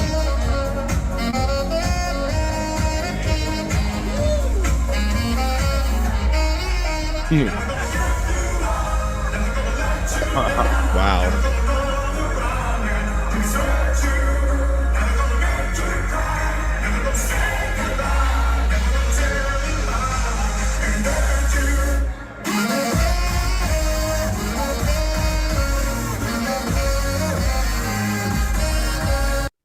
So that was pretty cool. So yeah, man, it was a cool night, as you can tell. Hopefully you're getting the proper vibe from this. He rickrolled y'all. Yeah, we got rickrolled. Yeah, so it was all the great fun songs that you kind of see. I'll make sure I played everything. I played that. I played that. Played Hotel Room. Just played Never Gonna Give You Up. Played Squatch. All right. So then he come out and did an encore, and me and Terry were sitting there because it was funny, Scott and Bobby Nick, because he went backstage and they didn't turn the house lights up, and Terry and I were sitting there going, he said, I wonder if these young kids even know about like encores, right? Oh, right. So yeah. I think I was one of, since I was the older guy, one of the older guys. I was like, yelling sack Squatch. I started getting the cheer going and up, but I think he was going to come out anyway. But it was a fun time, and this is another one you'll know that set off the vibe. Like, oh shit, yeah, did we have fun? Yeah, we did.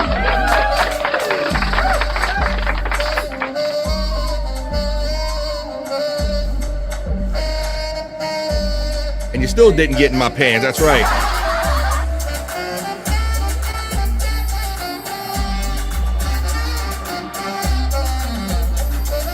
Hey, Stacy.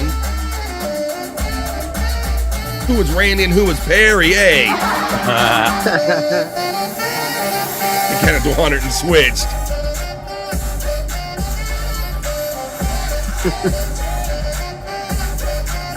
Hey, that bass was killing. Hear it? Yep. That under shit was going through you, man. Oh yeah.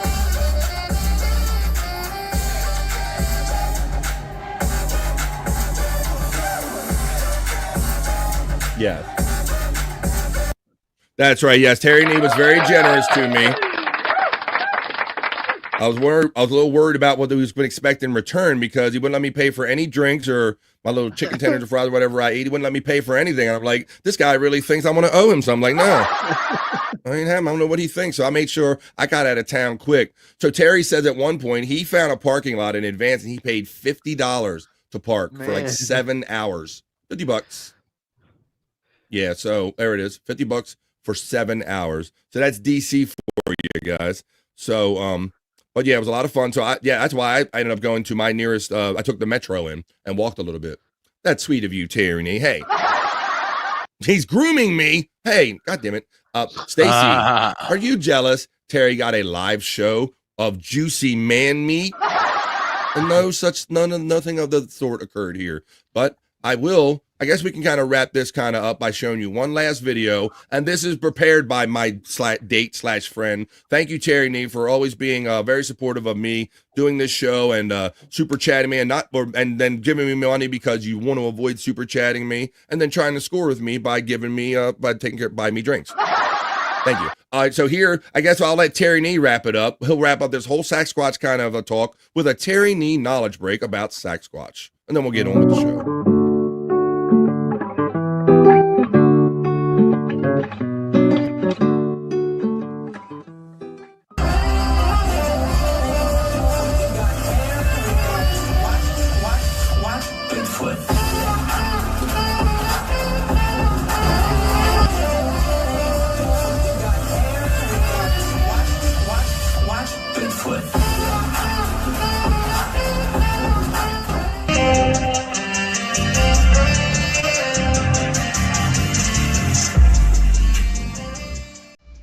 Nice. Oh, they're hiding in plain sight.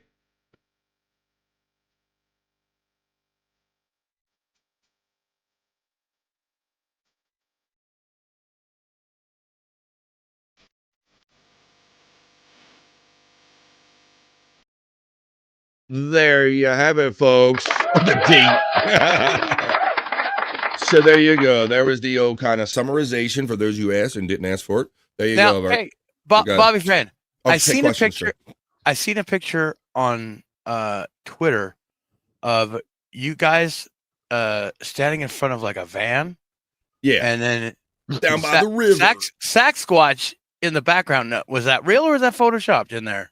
Was he photoshopped in there? Or was he really there? I'll find it. Here it is, right here. The picture you're talking about. Yeah.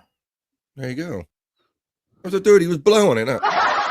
Nah, that is. I'll give. If I have to give away the break the fourth wall, that's actually his promo art there, Bobby Nick. He put that out for his show. Okay. So that's kind of his thing. He's literally like on the road. He's a very a little small operation. Like I said, just club size and all, but he's selling out a good bit of these clubs he's doing, and it just seems like a little kind of family kind of vibe operation there, Bobby Nick.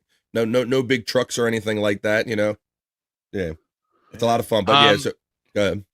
Did you guys get to meet him at all?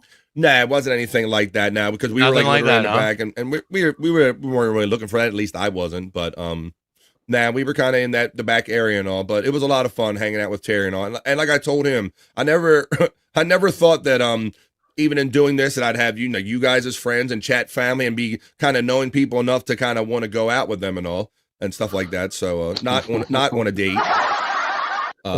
Sexy lips, Terry, says Stacy. I found a photo of him out of costume. There you go. But it was a lot of fun. Whoop, let me see. Cool. Back area. Wink. Yeah, we were sitting in the back area. Son of a bitch. Well, that's what I get. That's what I get for being friendly and reaching out to the chat family and wanting to kind of do a little something more than just vibe with them on screen. So I had a lot of fun with doing that. And it's 1:30. So how about this? Since I did a kind of the Sasquatch break, I haven't started the news yet. It's 1:30 right on the dot. We've had a lot of fun so far, but I got more fun that we can have. We're going to take a 2.5 minute piss break because right now it's 1:30 where I'm coming to you from on the East Coast of the United States. That's halfway through a 3-hour show that we do here Monday through Friday every day. A lot of you regulars know that. So what we're going to do, 2.5 minute piss break, and basically we're going to have a lot of fun on the other side of it. We'll do the news. We'll try to do Soulful Horoscope Readings. Let's see if we get the sexy clips for the ladies and the guys, and whatever fun we can actually get to in the next hour and a half that we have on the other side of this 2.5 minute piss break, folks. So come back. We're going to do the other news and whatever fun we can fit in. So grab a drink, grab a smoke, grab a friend, and tell them that no one has more fun than we do right here on the Vibe in the midday on Vibe 263. 2.5 minutes. Don't go anywhere, folks, and more fun on the other side of this piss break.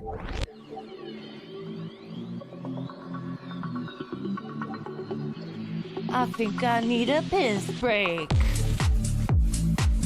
I'll do the pee-pee dance. I'll do the pee-pee dance. I'll do the pee-pee dance, pee-pee dance. Yeah. Think I need a piss break. I think I need a piss break. Yeah. Oh, yeah. I think I need a piss break. I do the pee-pee dance. I do the pee-pee dance. Yeah. I think I need a piss break. Oh yeah. I'll do the pee-pee dance. Oh, watch me now.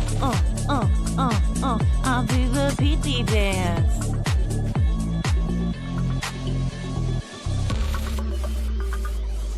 Come on, give it to me, that pee-pee break. DJ, hook it up. Drop that beat. Yeah. I'll do the pee-pee dance. I think I need a piss break. I think I need a piss break. Yeah. Watch me now.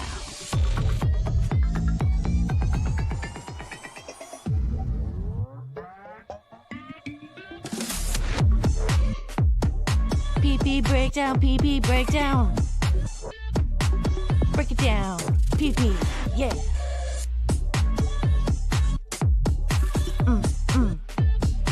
Think I need a piss break. I think I need a piss break. I think I need a piss break. Oh, yeah. Wash your hands. Don't be gross. I know you touched your pee-pee. PP touching time is done. Look, I got to take some stuff out of the studio. Just sitting here reflecting. There you go. How's everybody doing today? I went and kind of took care of my business, and I even grabbed my little kind of a vape device. So let's see what kind of day we have here in the middle of the day on the Vibe. Shout out to the great people that are hanging out with me every day. There's 33 of you in here. I see 4 of you hanging out there on Facebook and all. So shout out to everybody that's giving me love on all of these outlets today. I see Chris Abels is one of them. Chris Abels, Dawn, Tiff, Washington, Wild Bill. Thank you all very much for checking me out here on the Vibe. And I'm also available on Rumble, on BF Live The Vibe, and YouTube. Scott totally dipped out there, Bobby. Yeah, he's not even backstage. Damn. Weird. I think he's concerned. You think he's concerned about this hair situation? I guess he should be. That looks like a little more than normal, isn't? Scott don't always give me the Irish goodbye. He don't hang around very much at the end of shows, but rarely at the piss break does he give the Irish goodbye. Oh boy. Oh, maybe he was either concerned about his hair or he got terribly jealous about the date talk. I don't know. I don't know what it is. Not sure what it is. One or the other. Wow. Well, I'm here to have some fun, and I do have some stories and clips and fun stuff that we can talk about. I'm glad you're still here, buddy. Glad you didn't back out on me. All right. Well, let's do this. It's after 1:30, and we had fun talking about Sasquatch and doing the opening chat family check-in and talking about this and that and Cyrax and all. But I'm going to go over to my news desk now because I got some stories that I want to talk about at length as we do the BF Live other news, or the not so serious news, folks, because you know the world is serious enough. Excuse me. So we do the BF Live other news, the Vibe not so serious news.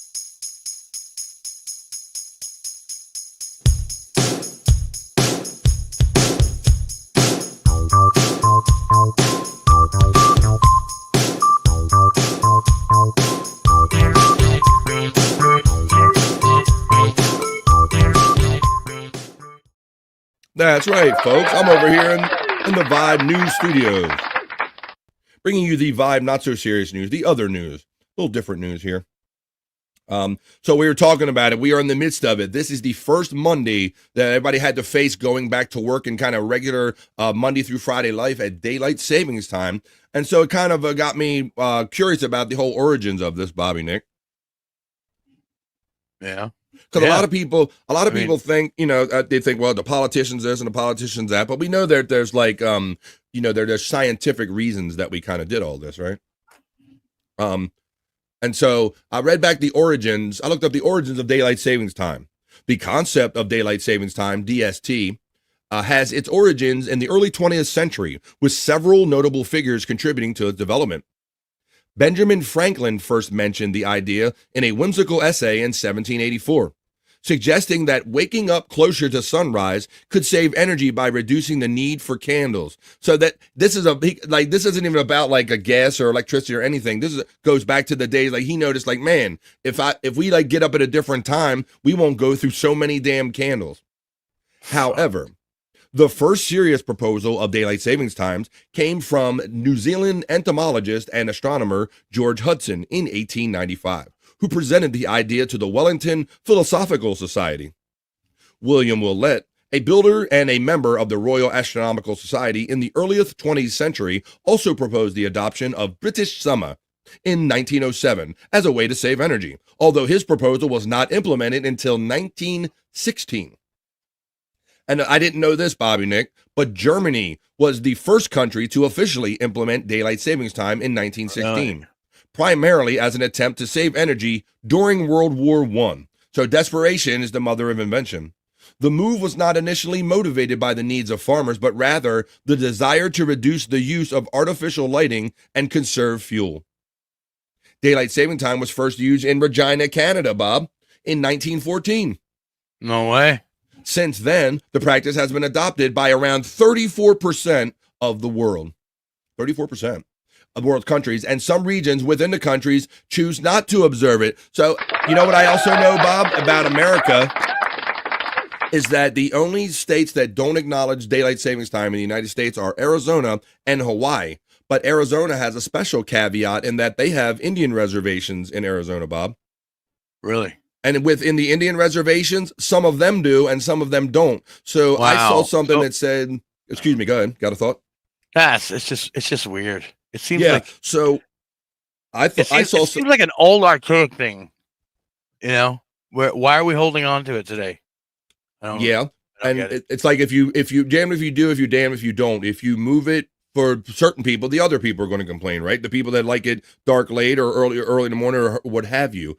But yeah, so that was the British came out. I had an original thought there that I was going to say. I kind of derailed it out of your head. Okay, yeah. Oh, but I was talking about the British origins of it and all that stuff. And Germany first did it. 34% of the world. I didn't know that Regina, Canada, and Germany was the first ones to kind of adopt it. I didn't know that. So yeah, but like Regina is just in the next. Oh. I remember my original point. The other caveat about Arizona is that they have the Indian reservations, and some of them do and don't change time zones. And I've read something that said, I believe Arizona, because of that, you can experience like 5 different time zones, I believe, in Arizona, because of the acknowledgement of certain Indian reservations and the state and the mix of that. So that was kind of fascinating. Whoa. So that's kind of weird. So within one state, you have all these multiple different time zones, if you will. Oh, so now let's read how it applies to the United States, because here in the States, we heard that Germany adopted it in 1916, but the United States first adopted daylight savings time in 1918. following Germany's lead during World War I as an energy-saving measure. Initially implemented as a wartime measure, it was repealed a year later, though. So there you go, Bobby Nick. So that's why we're kind of doing this. And, you know, the Earth is not exact. We know that the Earth is cyclical. You know, we kind of travel, and so we have to adjust for this. So I guess it's a matter of either adjust or don't adjust for this shit, I guess. Seems to be where we're at. But I don't think there's any perfect solution where it's going to be one size fits all. Let's see. We have, I see somebody checking in. I like people checking in. Let's see who checked in. We had Brian Kowalczyk, who's a member on the member scroll of fame. A longtime supporter of everything we've done here. Thank you, Brian Kowalczyk. He says, good afternoon, fam. I'm Bobby Cronkite, and this is the news. I see you backstage. Pecan shouts out Brian Kowalczyk with the Cal. Chelino checks in with his hashtag, Justice for Jack. What's up, Chelino, my friend? How you doing? Good to see you, Chelino. Pecan Cal from Brian Kowalczyk. Vagina says Testicle Tiger. Electric Head Gino checks in and says he believes daylight savings time causes more problems than solution. Yes, it has been linked to more different accidents and health concern. People, heart attack rates tick up during time changes and things of this nature. You understand? Terry Nee, I acknowledge that Hawaii does not acknowledge daylight savings time, nor does Arizona, but the Indian reservations within do. Thank you very much. And I'm glad he's back. I'm glad he didn't Irish goodbye us. I think he maybe just did hair and makeup time. He looks pretty. He's back. He's Scott Fitzpatrick. I stepped in some Sasquatch scat. You stepped in the scat? Oh, Sasquatch no. scat. I hate when that happens. You got the Sam Squanch right outside your door or what? Yeah, right between the toes. Oh, no. The barefoot one at that. That's the worst kind. Pecan shouts out Electric Head Gino. Howdy, Pecan, from right back to him. Canada has a 30-minute offset time zone. Explain that, Bobby Nick. It's as confusing to me as it is to you, Brian. I don't get it either. In St. John's. Hey, Brian Kowalczyk from Stacey Allen. Brian got here too late to hear about the date, I guess. Unless he was creeping and we didn't know it. Boy, there's a Stacy from Brian. FJM says, you shouldn't mess. It's not nice to fool Mother Nature.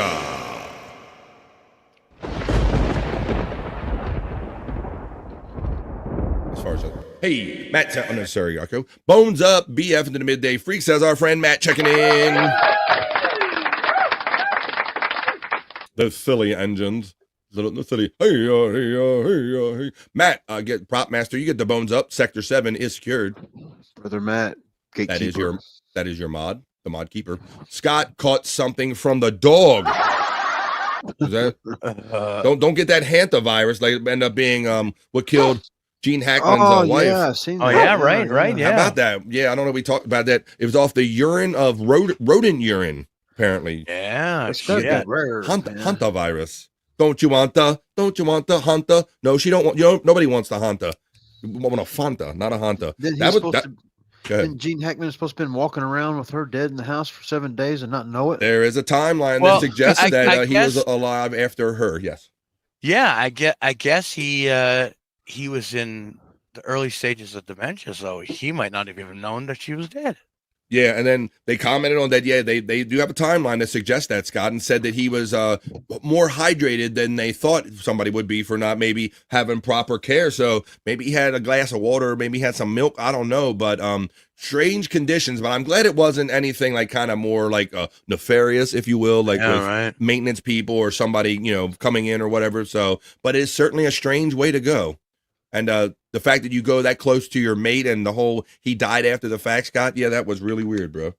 It still didn't put anything about the dog, though, right? No, I think they said the one was malnourished in the cage, and the other ones, that at least if I'm putting it together right, they were never his dogs or associated with him. Yeah, the ones that were supposedly loose. The one in the cage probably starved or dehydrated. Yeah. Yes. That's the current speculation, but that was real crazy. Caught something from the dog, reminded me of that. Sigs up and smoke them if you got them from Matt, Bobby Nick. Hell yeah, Matt, because that's how we do. Bones up to Matt from Pecan. Hoya, everyone from Tiffany, Washington. Just wanted to let y'all know Bart is going to be released from the hospital today. Well, he already beat you to it, Tiff. Yeah, you already let us know, Dev. Bart, we got the good news from the horse's mouth himself, Bart, the healthy horse. I hope that horse stays a little healthier for everybody's sake. I didn't realize till just now that Bart was Tiffany's Bart. Get the fuck out of here. Yeah, I just never put that together. GTFO. Donkey Kong just spoke says, too thanks, much. Tiff. He already let us know about an hour ago. I didn't know that you didn't know that, Scott. I did not know. Yeah, I didn't know you that did was not. her Weird, other. wild stuff. Weird, wild stuff. Pecan shouts out Tiffany Washington with the Hoya.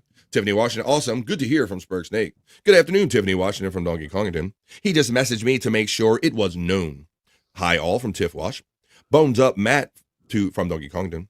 Barefoot is easiest to clean, says FJM. Just clean out with the garden hose, right? Yeah. I don't know. Let's see. That's a terrible way for a dog to die, says Terry Nee. Yeah. Bones up to Matt from Brutal Pain. For sure, Terry Nee from Donkey Kongington. Well, I got all the boys back. I got Scott. I'm back. He's just stepped in some dog shit, but he's back. We were talking about the origins of daylight savings time, Scott, how it originally started as, at least Germany was the first major country to adopt it during World War I. So kind of as an energy cost-saving thing. And Benjamin Franklin, he noticed even in the early days of candle burning, bro, like if we shifted the time, I would use less candles. Like I wouldn't have to burn these candles so long. So my dude started out with like trying to save them candle energy. That's how far this shit goes back. Yeah, fuck off. And so now we're in all this stuff because of it. All right. Well, I would kind of feature kind of the future. You know, Bob Levy famously said that the future is coming, and he's not wrong. The future is coming, and it's coming in the way of a Norwegian company that unveils the world's first AI-powered humanoid robot butler. Check this out, guys, and I got a little video of it serving you. Norwegian robotics company 1X recently announced a Neo Gamma, an AI-powered bipedal humanoid. That means he walks on 2 feet. A robot that can perform multiple household chores, such as carrying laundry, cleaning windows, and vacuuming. Whoa. We've seen some important robot breakthroughs in robotics over the last few months, including Star One, the world's first bipedal robot, or SEO-1, a bipedal robot famous for its smooth walking, and I think we featured one or both of those here. But in terms of day-to-day utility, the offerings have been lacking. But that is all about to change, according to Norwegian robotics company 1X, and its most advanced creation yet, the Neo Gamma, a humanoid butler capable of performing various household chores, like cleaning, vacuuming, and even serving tea. To make it seem more human, the company teamed up with Shima Seikai, a Japanese manufacturer of knitting machines, to create a soft and smooth suit to conceal the robotic's metallic body. According to 1X, the recently unveiled Neo Gamma can perform a variety of actions, like crouching down to pick up objects off the floor, sitting in a chair, arranging crooked objects around the house, and even pouring tea in a cup. Apparently, the company uses human motion to capture and train the robot to perform various movements in a more human-like manner. If we're going to have robotic companion in your house every day, noise is a big factor. So 1X needed to ensure that the Neo Gamma was quiet as possible. Thanks to the drive system modeled after human tendons, the humanoid robot's actions only generate about 10 decibels of power, making it as quiet as a modern refrigerator. I'm going to just show you the video of it right here, guys. This is it. Check this out. Future. Whoa. Whoa. Right there. How's this? Perfect. Straight enough, bitch. I don't know. If everybody gets a house robot, we're going to set ourselves up for reparations in the future, ain't we? I don't know, bro. This is it. Get your keys. Go sit down. Get your ass up. You ain't human. Putting dents in the couch with your robot ass. Okay, I'm buying one. I'm buying one right fucking now. How much do they cost? Should see how Bob Levy reads Neo Gamma. I don't know, Donkey saying shit. Didn't Paulie have one of these in Rocky IV? I don't know, Rocky IV. Let's see. We're gonna carry on. Brutal Pain. Glad to surprise you, Scott, says Tiffany Washington. Okay. I'm surprised you had a other half too, Tiffany. All right. And the age-old question every man wants to know about any kind of robot or anything: can you F it? Does it get porn, or can you F it? Those are always the two questions. How you doing, Granny? That was the next thing I was going to get to. Like, when is it going to be the female one, and where is the hole? We could strap Andrew to its back like Master Blaster. That would be awesome. I just have him just walking around the world all the time. Yeah, Master. That would be awesome. Can you imagine Andrew walking around like Master Blaster? That would be. He would ruin the world. Can you F it? What's up, Granny? How you doing, buddy? Brian Kowalczyk says, days after the release, people will find a way to fuck it. See, this is where, and they're 100%. Terry Nee checks in, my bro. A few may die trying, but they will. Oh yeah, they will definitely do it. Somebody's going to put a hole in it. That's what I said about the female one, Bobby Nick. So somebody's going to put these two things together, because last week I featured one that was walking that had like lingerie and like underwear on it. It looked like the perfect female like bottom. So you get that teamed up with this company, and somebody's got a robot to fuck. I want to thank Terry Nee for being a bro, always supporting me and hanging out with me and not getting too handy on our date.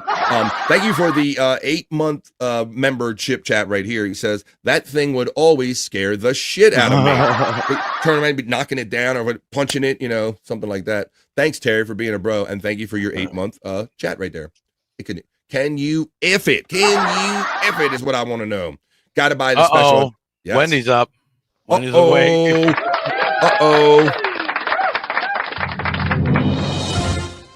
You didn't scream in horror, Bobby Nick.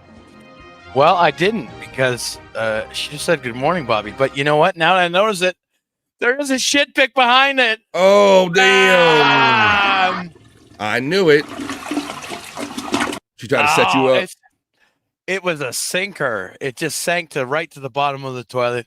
I could barely see it. I can see a brown lump. That's about all I could see. Oh, no. Yeah. Oh, no. Oh, my goodness. Well, all right. Let me see. Who gives a shit? Who gives a fuck? Apparently, Wendy gives a shit to Bobby Nick. She sends him in the pictures. Yeah, you got to buy that special fuck it attachment, Electric Hey Gino. How you doing, buddy, on this Monday? What's up, Granny from Pecan? Granny says, it can hold a fleshlight. I think so. Pumping is allowed. Pump it hard. Pump it hard. Pump it hard. Granny, look, see, we're like, we're kind of workshopping this thing here. Look, all you gotta do is take that thing and attach a flashlight in its crotch. Perfect robot. Hope you're having a good day, Granny, says Donkey Kongdon. Hey everyone, Granny simply says. Donkey, right back at you to the greetings. Bones to Granny from Skull. Wendy has a strange way of flirting. Appreciate you, Granny, says Donkey Kongdon, as we continue on with another story on the Vibe Not So Serious News. And Bob, this is going to be one of those stories, buddy. This involves avocados. Oh, yes. No. I'm sorry, my friend, but maybe I have some answers for you in this, buddy. Maybe I have some answers for you. But we'll read this as Bobby ponders whether he's going to get some avocados sent to his house. We'll read this story. Let me see. Let's ponder. Oh, we got an avocado story for Bobby. Bobby eats so many. As the guacamole flies. Never had one of them. Not one. On a cold and gray Alberta morning, the mailman just brought Bobby something avocado. And Bobby Nick cries. Well, Bob, this kind of thing, avocado toast is a sin, says Terry Nee. Well, I don't know. I don't enjoy it, so I don't judge those who enjoy it. But Bob, we kind of got ran over by this whole. Says my Rumble's having an issue. Let me see. Wow, it said it wants to remove me from my Rumble. Remove it. What? Okay. My destination of Rumble is having a problem apparently. So what the heck? All right. Like the second time that's happened to you in the past week, isn't it? Yeah. But yeah, so we got like beat on the head. We innocently did a National Day calendar check-in, and one of the days was National Avocado Day, and it's been nothing but avocados since. And I'm really not even certain why avocados became a thing. But let's read a little bit, because in this story provided by the Wall Street Journal, why Americans now eats a wow, that's like a double plural. Why America now eats a crazy number of avocados. Check this out. Let's see. Because they're all gay. Oh, okay, maybe that's it. So definitely not a Canadian thing, but let's see how this whole phenomenon started, Bob. I might have some answers. It says that every now and then you come across a product that makes you question, how could you even possibly existed without it? I never said that. It's happened with many of the dazzling creations that have swept the nation in the 21st century, like Facebook and the iPhone and the avocado. That Facebook, I never thought about, I didn't know avocado would be the third thing in that category right there. Huh. But it says, as it turns out, the history of avocados conquering America is as rich and slightly nutty as the avocado itself. These days, the average American devours about 9 pounds, Bobby Nick, of avocados a year. I don't eat one of them. No. Not me. If that sounds like a lot of avocados, that's because it is. In the 1970s, it was less than 1 pound per American. In the 1990s, it was still less than 2 pounds of avocado per year that every American ate on average. Even since 2000, America's national avocado consumption, it's supposed to be ever since, has quadrupled. This has been since 2000, Bobby Nick. So we've gone from less than 2 pounds in 2000 to now 9 pounds, over 9 pounds per American. And the reason avocados have exploded in the U.S. is that most of them are no longer grown in the U.S., which I don't understand how that helps. We have now developed such a voracious appetite for this versatile fruit that the United States now annually brings in nearly 3 billion pounds of avocados. In fact, 90% of the avocados that Americans eat are imported, and close to 90% of those imports come from Mexico. Uh-oh, look out. It's hard to remember a time when their availability was so limited, that avocados were more of a luxury item, Bob. So they're saying that because we imported so little of these, that these were actually like more of a delicacy or a rarity many years ago, Bob. And it kind of like what we thought. I don't know when they kind of snuck up on us where they became popular on me and you, right? Yeah, well, look for the price of those avocados to go up as the tariffs come through. It might. That's right. It might. That's why I said, ooh. It says they were only allowed into the country from Mexico just as recently as 1997. They weren't accessible across the entire United States until 2007. Now they are beloved everywhere in America, and not just because they are healthy and delicious. So there you go. And they're talking about the tariffs could affect the price of these. So maybe enjoy some avocados now. But yeah, Bob, so that's kind of, they just kind of like blew up in the last couple of years since like 2000, buddy. So I think we were right in that not many people were like eating avocados. It just became like a trendy thing. Yeah. Trends die, though. That's all Right. I have to say. NAFTA killed the huge Florida avocados, says Tierney. So, because we couldn't compete with them, they just stopped trying to compete with Mexico, I imagine. Granny says in quotes, I'm more of a fruit. Bobby Nick some time ago said. I did say that some time ago, yeah. You more of a fruit guy. I'm going to check in with the Human Circus, checking in a name I'm not familiar with. Welcome to the Vibe. Avocados explode because of methane. Is that right? They explode because of methane. And that's a more you know from our new friend, the Human Circus, checking in a name I'm not familiar with. Welcome to the Vibe. Hello. They explode because of methane. Welcome.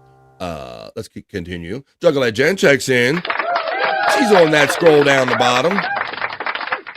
Thank you very much, all the members and everybody that's been supporting BF Live the Vibe. Member Scroll of Fame kind of updated right there. So yeah, Bob. So I had to get down to when I was all that, it kind of just showed up in my feed. I said, we got to figure out how this whole avocado thing even started, buddy. All right. Now, when we talk about hot sauce, can we talk about when it's gonna die? Maybe. Can somebody write that article? Yeah, there you go. Not so much, Bob. We're just going to continue to ignore it, buddy. But now we're going to talk about we're going to shift and talk about hot sauces now, because I'm not a big hot sauce guy, but we know our friend Bob Levy had the blue cheese ass licking hot sauce, and they make a lot of those hot sauce. You know, a lot of people have their hot sauces. Bob, what is your thing on hot, buddy? Like I know, what's it? Kahuna Nui did the whole Reaper sandwich challenge, but how are you on hot food and sauce and stuff? No, if I'm gonna do anything hot, it's got to be mild, very mild. Very mild, yeah. The spiciest I go out. We do crab seasoning here, and that's kind of spicy and pepper in it, so that's hot. But the spiciest I go as far as like the Chick-fil-A hot chicken, the spicy chicken. I like that. What about you, Scott? Now, you like all kind of shit. You drink chocolate milk, and you did the whole Bob Levy thing. But what kind of sauces you like, buddy? Yeah, I like all the hot sauces, and the Bob Levy sauce wasn't just a novelty, man. It was actually quite good. I actually. Oh, that's good. Good endorsement. Used it, and it was very usable. It was very good. That's a good endorsement. Speaking of hot sauces and somebody that can really tolerate them. If anyone is fans of the show Hot Ones on YouTube, one of the most recent episodes I watched, guys, was the one with Bill Murray in it.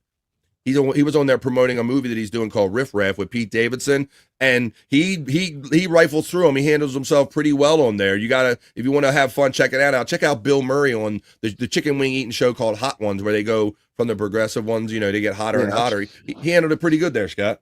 Yeah, I'll check it out. I ain't watched that show in a while, but I've watched all the Bobby Lee and Chris Hart, or the Hart guy that was on there. Yeah, I watched them. That's a pretty funny show. Yeah, I got out of it. I got out of them in COVID because it wasn't as compelling when they were doing it remotely. Even though they did their best to give them all the wings and set them up, it wasn't a bad conversion. But I just kind of got out of it. But I've recently got into watching a few of the newer ones with some newer stars on it. So those hot wings start to act like truth serum, man. Gets them talking about things they might not otherwise talk about. Scott, and everyone talks about it, and even the stars, they admit it, man. And that's one of the things I like about that. They go, you know what? That they get so bored doing the regular. So how was it meeting this person? What did you think about this? What do you know? But they love that it's so much of a change, man. And they'll say it on the show. They're like this is what the show is. I guess you're supposed to think on the fly when you're being affected by that spice. Yeah. And they appreciate the difference so much and all, but it's really fun. And Pete Davidson tried to come on for one wing because he famously was gagging the whole time for his episode. He came on, thought he could handle one, and he said, "Why did I think one was going to be any better? That it was going to be better this time." So that was a lot of fun. But let's keep talking about hot stuff because I have a map that talks about. You can actually tell by the region, at least here in the lower 48. I don't think this goes up to Canada, but this is a regionalized thing there, Scott. You can track spice. Americans' hot sauce preferences are broken down by state. It's no secret that Americans love using hot sauce to spice up their meals. But which fiery flavoring reigns supreme? In honor of National Hot Sauce Day, well, who knew about that? National Hot Sauce Day. The folks at Instacart analyzed purchase data from the online grocery platform to reveal Americans' hot sauce and chili sauce preferences. Looking at the U.S. as a whole, look at your whole, the top brands sold in the country between January and September of 2024 were Frank's Red Hot, because people put that shit on everything, Hoi Fong Foods, maker of the iconic sriracha, that Hoi Fong, the Cholula sauce, and Berman's. Instacart report also dives into the state-by-state data, offering a breakdown of the most ordered sauce brands in each of the 50 states. The company also revealed which states buy the highest and lowest volume of hot sauce per customer. So look, obviously the red is the hottest, right? I guess the yellow is the nut. Let's see. Some like it hot. Top hot sauce and chili brands by states. So let's see. The darker red ones, it says, that's on the next chart. So this one is just the hot one right here. So you can see, where's your region there, Scott? What do they have you? Are you Berman's I'm in the red, the Illinois. All right. Illinois. Are you a Frank's Red Hot guy? Is that what you do? Yeah, I mean, I'll do anything. I'll eat all the hot stuff, whatever's available. Well, at least according to Instacart, this is what they have by region. I've seen Texas Pete's. I've seen all of these. And Frank's, they put that shit on everything. Yeah, Bob, they don't really have your area. They say that my area is Frank's Red Hot too as well. But let's see. And now this is about the quantities people buy it in, guys. The darker red one is the state that buys it the most, and that looks to be New Mexico. Yeah. So it looks like to be a Western thing. A lot of the states are mostly medium or light, but then you have these kind of darker states here, like Colorado and our friends in New Mexico, and a little bit in Alaska. So there you go. Ranking by heat, they're saying number 1, they got Frank's Red Hot. They got Hoi Fong Food number 2, Cholula at 3. Berman's at 4, and Taco Bell at number 5. You can see the rest of them right there. As for total hot sauce consumption per capita, the highest volume of purchases per customer was in New Mexico with 31 ounces per customer, 31.9, followed by Alaska at 29.2 and Colorado at 27.2. So there you go. There's your hot sauce by state preferences. Yeah, I'm sorry, but I just don't like eating things that make my face melt off. I feel like my face is melting, Like sweating and fucking snotty. Yeah, it doesn't feel right. And then you pay for it later, because you start getting the farts and I mean, ooh. Look, Skull, burning diarrhea. Dropping heat, man. Yeah. It's not a good thing. Well, when you have burning diarrhea, it's good to have one thing. I got deep butt cheeks. Good to have deep butt cheeks when you have burning diarrhea. Or maybe it's not. Skull says, BF thinks that mayonnaise is spicy. I might if I ate it, Skull. Tricks on you, Thucky. I don't eat condiments of any kind, so there you go. Whoop, whoop, pecan. Hey, Wendy from Stormy sneaking in here. Stormy.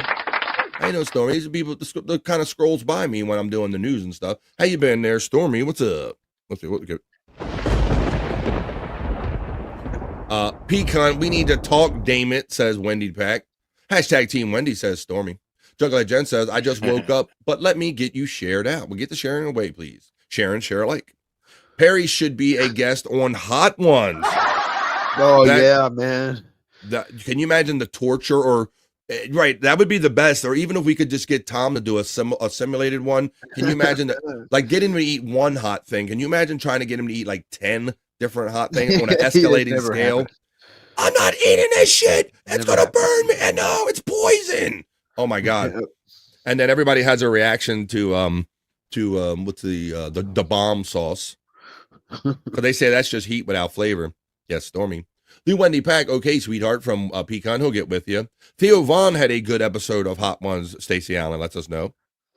It's bad I need to make me fire, says our friend FJM. Need you to make a new fight of me. New fight, okay, of the WWE. Make me beat up Jack Hudson.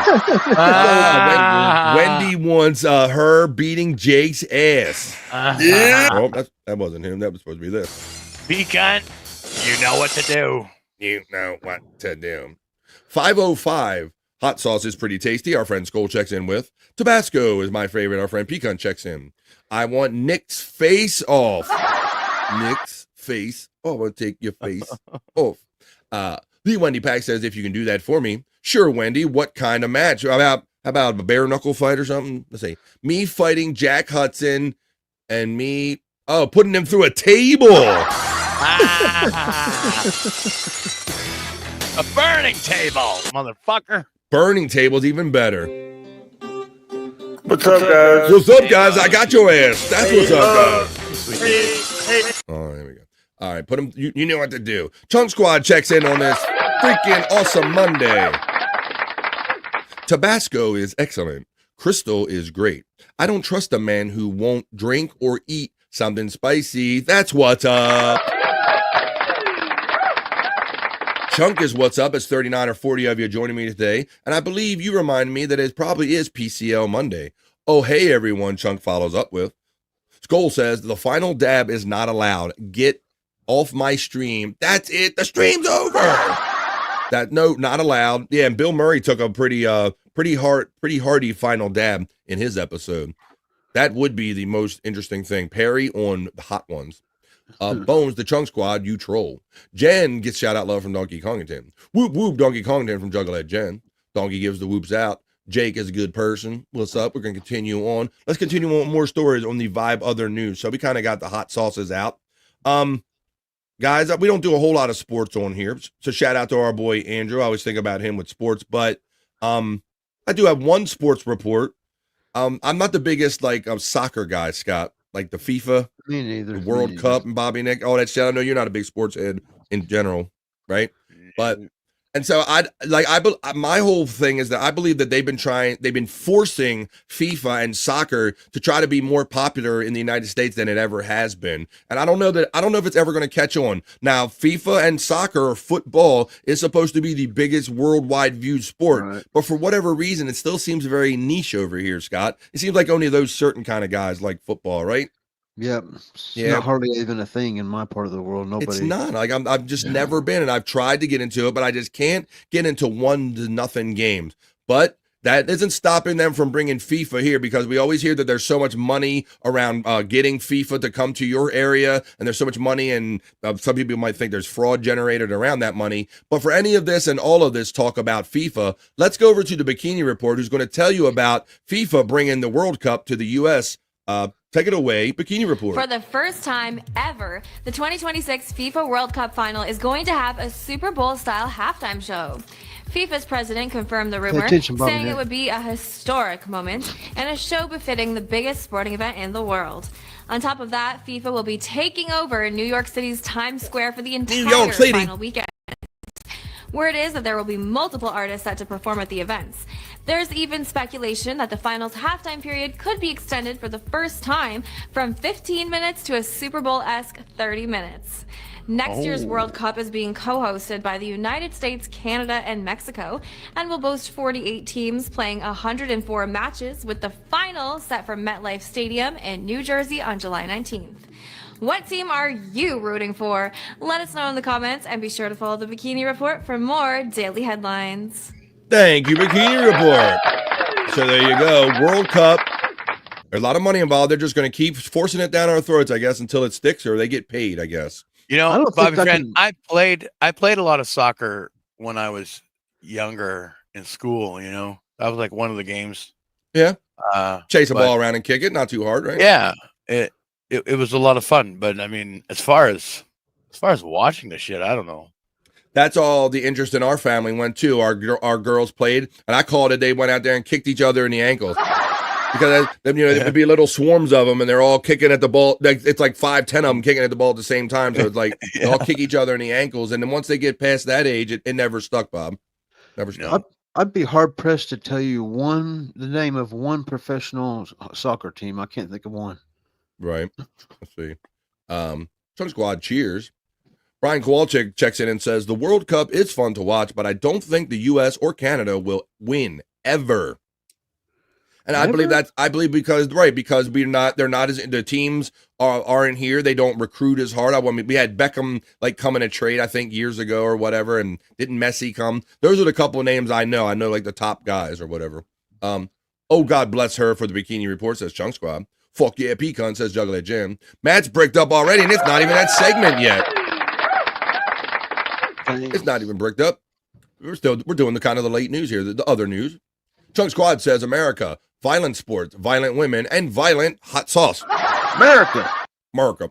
Skull says soccer was invented by French women to stay busy while their men were losing the war. King of the Hill told me so. Damn it, Bobby. I heard it, boy. Damn it. Pegasus says I have a narrow urethra. Son of a bitch. Damn it. I like to sell propane and propane accessories. Hell yeah, Skull says that is most definitely what's up. Chunk Squad. Matt's checking in. Men's side World Cup, that is. Bones Juggler Jen. High kicking, low scoring, and ties. Woohoo, soccer, says our friend Chunk Squad checking in. So I see I'm not the only one that kind of feels a certain way about World Cup here. All right. Well, normally at this point, and I'm not sure if we're running out of them, I'll have to check with Psych Clyde, but typically at this part of the newscast, I would bring you the miserable news history moment. Psych Clyde hasn't provided one in a while because we're kind of at a certain place in his collection and all. And maybe he wants me to play some other shit he gave me. So I'm going to play a little something. Rather than miserable news history, it still includes Bob Levy. This is about 5 minutes, but this is Bob Levy with some Mad Libs. So can you imagine, the game of Mad Libs where they're going to ask Bob to put in a name, they're going to ask him for a person or a place or a thing, and they're going to fill in a story. So let's take you back. Our miserable news history moment.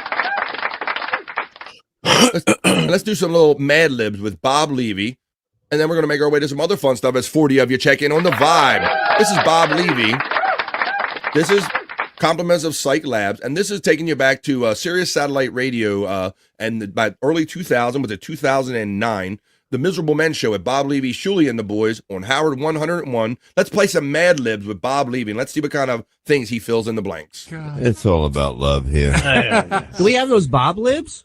Yes, I do. Right I here. would as a love matter to of do fact. that. Now, for those of you, I'm sure people are familiar with Mad Libs, just stories with pieces of the story taken out, and you fill it in by giving an adjective, a noun, a verb. Something my 8-year-old daughter does, and right. And one thing you'll notice. Fucks black people. Oh, damn. Sorry. What? Speaking of no loop, Jim's calling in soon. Oh, okay. Call him. All right. Bob sound rough.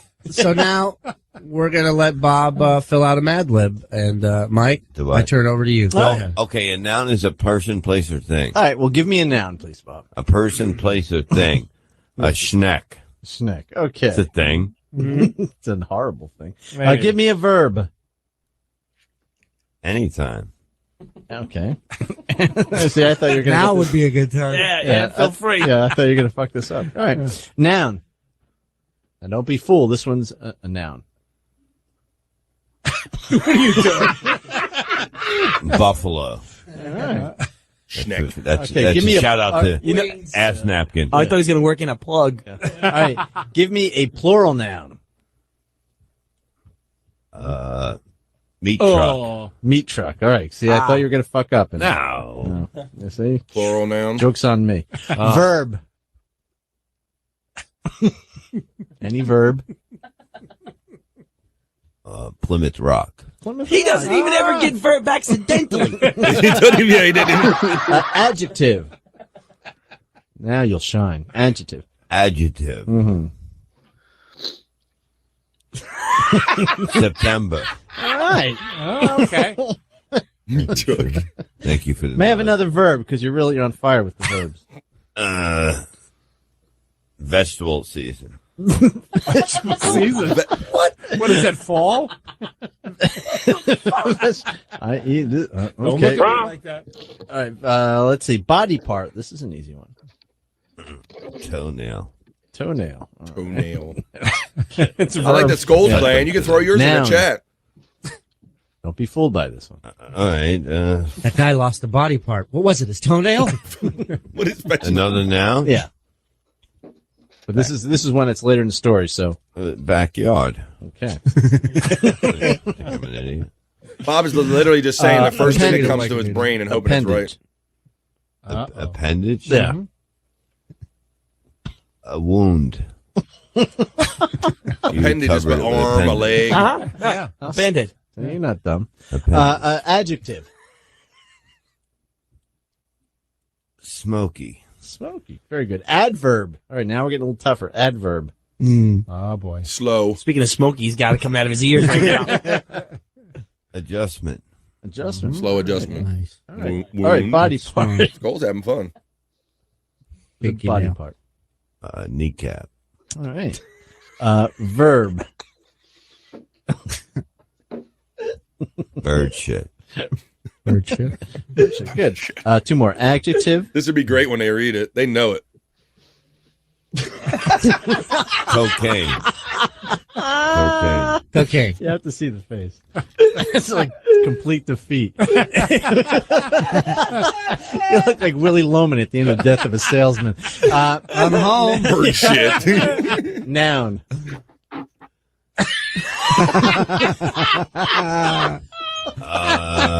Fence post. Cocaine for the noun. Now, here comes the best part: is you get to read it. Why do I get to read it? Because Why this is a not? comedy show. Why not? Bob Libs, number 6. My workplace. I consider myself to be very lucky schneck. Why? Because All right, now he's reading it. They didn't give him much of a warning, but now he's reading it because I recognize Schneck. So this is all of it together. They made him read it. I thought they were going to read it to make it sound funny, but here you go. every Sunday I get to anytime to New York City, also known as the Big Buffalo, to do a radio show with a bunch of great meat trucks.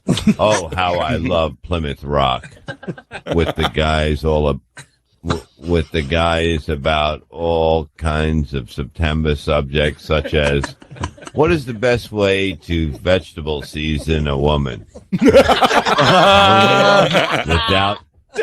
without getting backyard on you.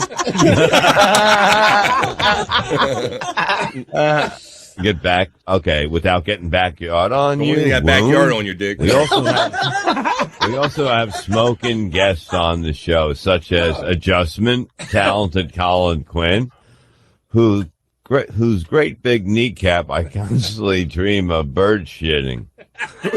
Being a cocaine radio host is the best fence post ever.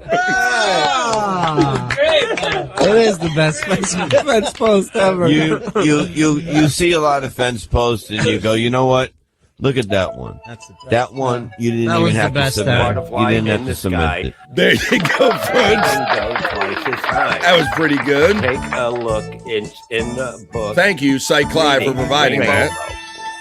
Big Buffalo, is that foreshadowing Buffalo Bobby Fran? You know what's up. Oh, shit. Friends to know and ways to grow. That was a reading Rainbow. Rainbow. That was Bob and Dick. Bobby. Bob Levy. Swallow.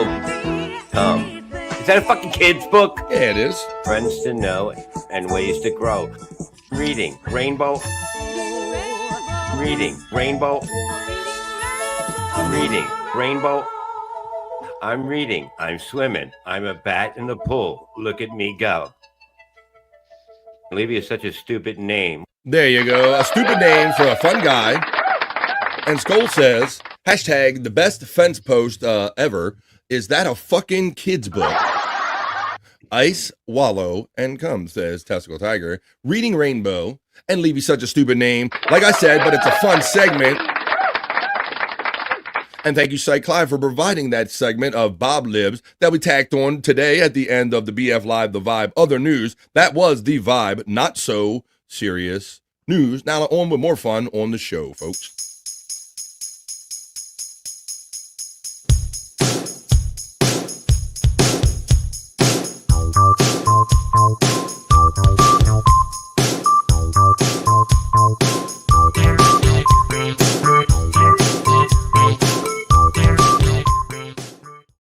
Shout out, everybody. I see we've been hanging around 40 people in here today. You got an apple?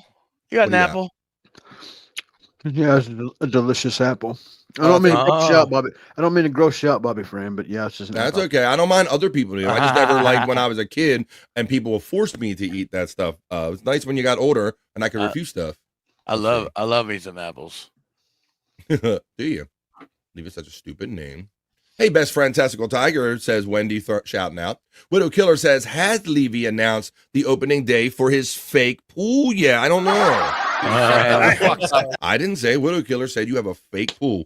Fake date, fake pool. Wendy, I love you, best friend. Says Testicle Tiger. Testicle Tiger, my dude from Chunk. And get the love right back from TT. Love you too, TT, says Wendy Pack. All right, let me show you this one right here. Let's look at, I want to share this one. This is a clip that somebody sent me, and it kind of hits close to home. And I want to know, let me see what you think about this read. I think I can read it better than this, but this is a reading, and this really isn't an exaggeration, guys. I think a coup sent me this. So many of you great people send me stuff. This says the Baltimore accent test, and a lot of you might already know that I'm from the Baltimore area, says, say this phrase out loud. Well, Aaron, I'll say it. Aaron earned an iron urn. Aaron earned an iron urn. But let's see how some other people from Baltimore might say Aaron earned an iron urn, because we have like a loose kind of accent here in Baltimore, and some people more loose than others. I said, Baltimore accents, say this phrase out loud. Earn, and iron, Hold on, Aaron earned an iron urn. Damn, what the fuck? We really talk like that? We really talk like that, he said. We really talk like that. Earn. Let me see it. Earn, the iron urn. What? Earn, the iron urn. No, Aaron earned an iron urn. Earn, iron urn. No, dummy. Earn, an iron urn. Yo, what's earn, It's not that, dummy. It's Aaron. It's earned, and iron earned, dummy. Aaron earned and iron earned. Earned and iron earned. Fuck that. There you go. Aaron earned an iron urn. Yes, I like enunciation. That sounds good to me. Let's go. There you go. Aaron earned. I'm from Baltimore. But it's fun. It's funny that it took like reading those words in a row to go, damn, that's what we sound like. we sound like that. Let me ask you something. Can I borrow a crayon or a pencil or ink pen from you? Let me see. What the fuck? WTF? That means what the fuck. Mandy getting the shout out love. Hey, why don't we let's see what the National Day calendar is, because we talked about it earlier. I think there's a couple few items on there that I was going to share with you. It is March the 10th. There's a couple to do. Oh yeah, there are some that we got to check, and some we've already talked about. So let's do that real quick, and we'll check in the National Day calendar for Monday, March 10th, with the National Day Hey Hey. 3, 2, 1.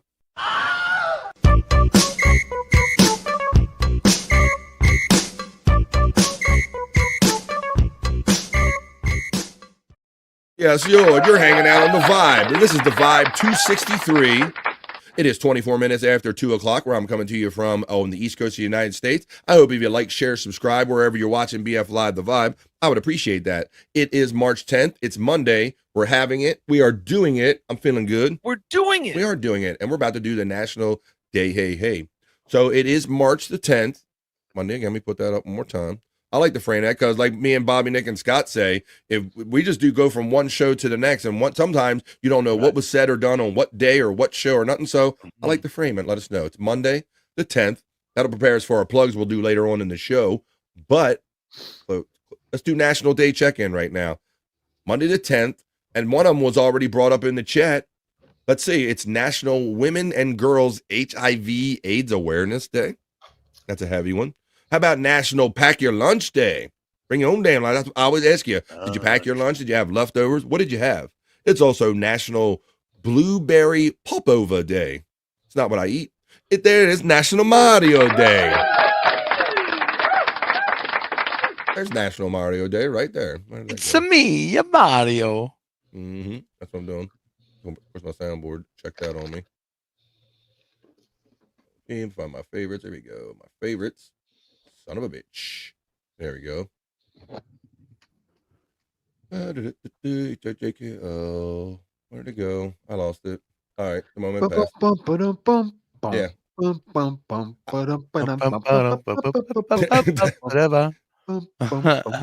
Now you're just fucking with my head. Let me see. I got that one, Donkey Kong, but oh, here it is. I got them all now. The fuck? And it's this. It's me, Mario. There you go. It's a Mario Day. Me, Mario. Now, to me, the origins, much like Scott, I believe, because he said Donkey Kongington, Mario and Luigi were the characters from the OG game Donkey Kongington, right? Yeah. Donkey Kong. Donkey Kong, yeah. I said Donkey Kongington like our friend. I know. I learned it from watching you, Donkey. Yeah, so Mario was the famous character in Donkey Kong. You know, Donkey Kong was the star, and Mario was the kind of guy just running around, and eventually turned into Mario, Luigi, and the whole Mario Brothers. They had their whole kind of games and kind of whole thing, but he really was just an original character from the original Donkey Kong game. But it's National Mario Day. Let me say, I'll do that one more time since I found it. Find it real quick. Donkey, and it's a me. It's me, Mario. They got it under it's. They got it under I instead of M. Fucking me up. National Mario Day on today, March 10th, recognizes an iconic character from a popular video game. The character known today as Mario first appeared in 1981 in a game called Donkey Kong made by Nintendo. But we really told you that. I didn't need to read that. I lived that shit. Hashtag National Mario Day. And we called him Mario around here in Baltimore. We didn't do the whole fancy Italian thing, Scott. It's a Mario. We didn't do the Mario. Hey, it's fucking Mario. Yeah. It's me, Mario. Now we said it's Mario in here in Baltimore. That's what the Mario Brothers. That's right. Yeah. Right. And I some people will, like my daughters will call me on that and say, you said Mario. I'm like, It's a Mario, but they say no. Nowadays they say it's a Mario. It's me, Mario. On National Mario Day, or whatever way you say it, dedicated fans knew Mario before his time as a plumber. At his creation, Donkey Kong portrays Mario as a carpenter named Jumpman. Then, in 1983, Nintendo launched a new game in which the bad guy Jumpman reinvents himself into an Italian plumber who rescues princesses. Italian plumbers Mario and his brother Luigi face numerous obstacles in the games produced by Nintendo. Over the years, gamers helped Mario cross several different landscapes, all to rescue Princess Toadstool and Princess Peach, depending on which game they play. No matter the kingdom or the galaxy, video game fans find the games entertaining and challenging. Many will admit that they find the characters endearing. The storylines provide hours of fun and continue to be part of pop culture landscape. These are supposed to be some fun facts. Similar to Michaels or Adam Adams, Mario's last name is his first name, Mario. I didn't know that. And Luigi and Mario are known as the Mario brothers, making Mario's last name Mario. Duh, how did I not see that coming? All right. Maybe there's a reason National Blueberry Popover Day shares the same date. Mario pops up in all sorts of other video games. We're going to get to National Blueberry Popover Day.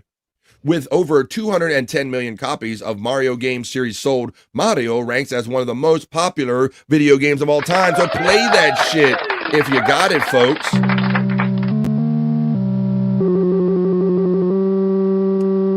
And history was made. Widow Killer says, you ever see the video of the two guys playing ping pong and they accidentally hit the ball to the tune of the Mario theme?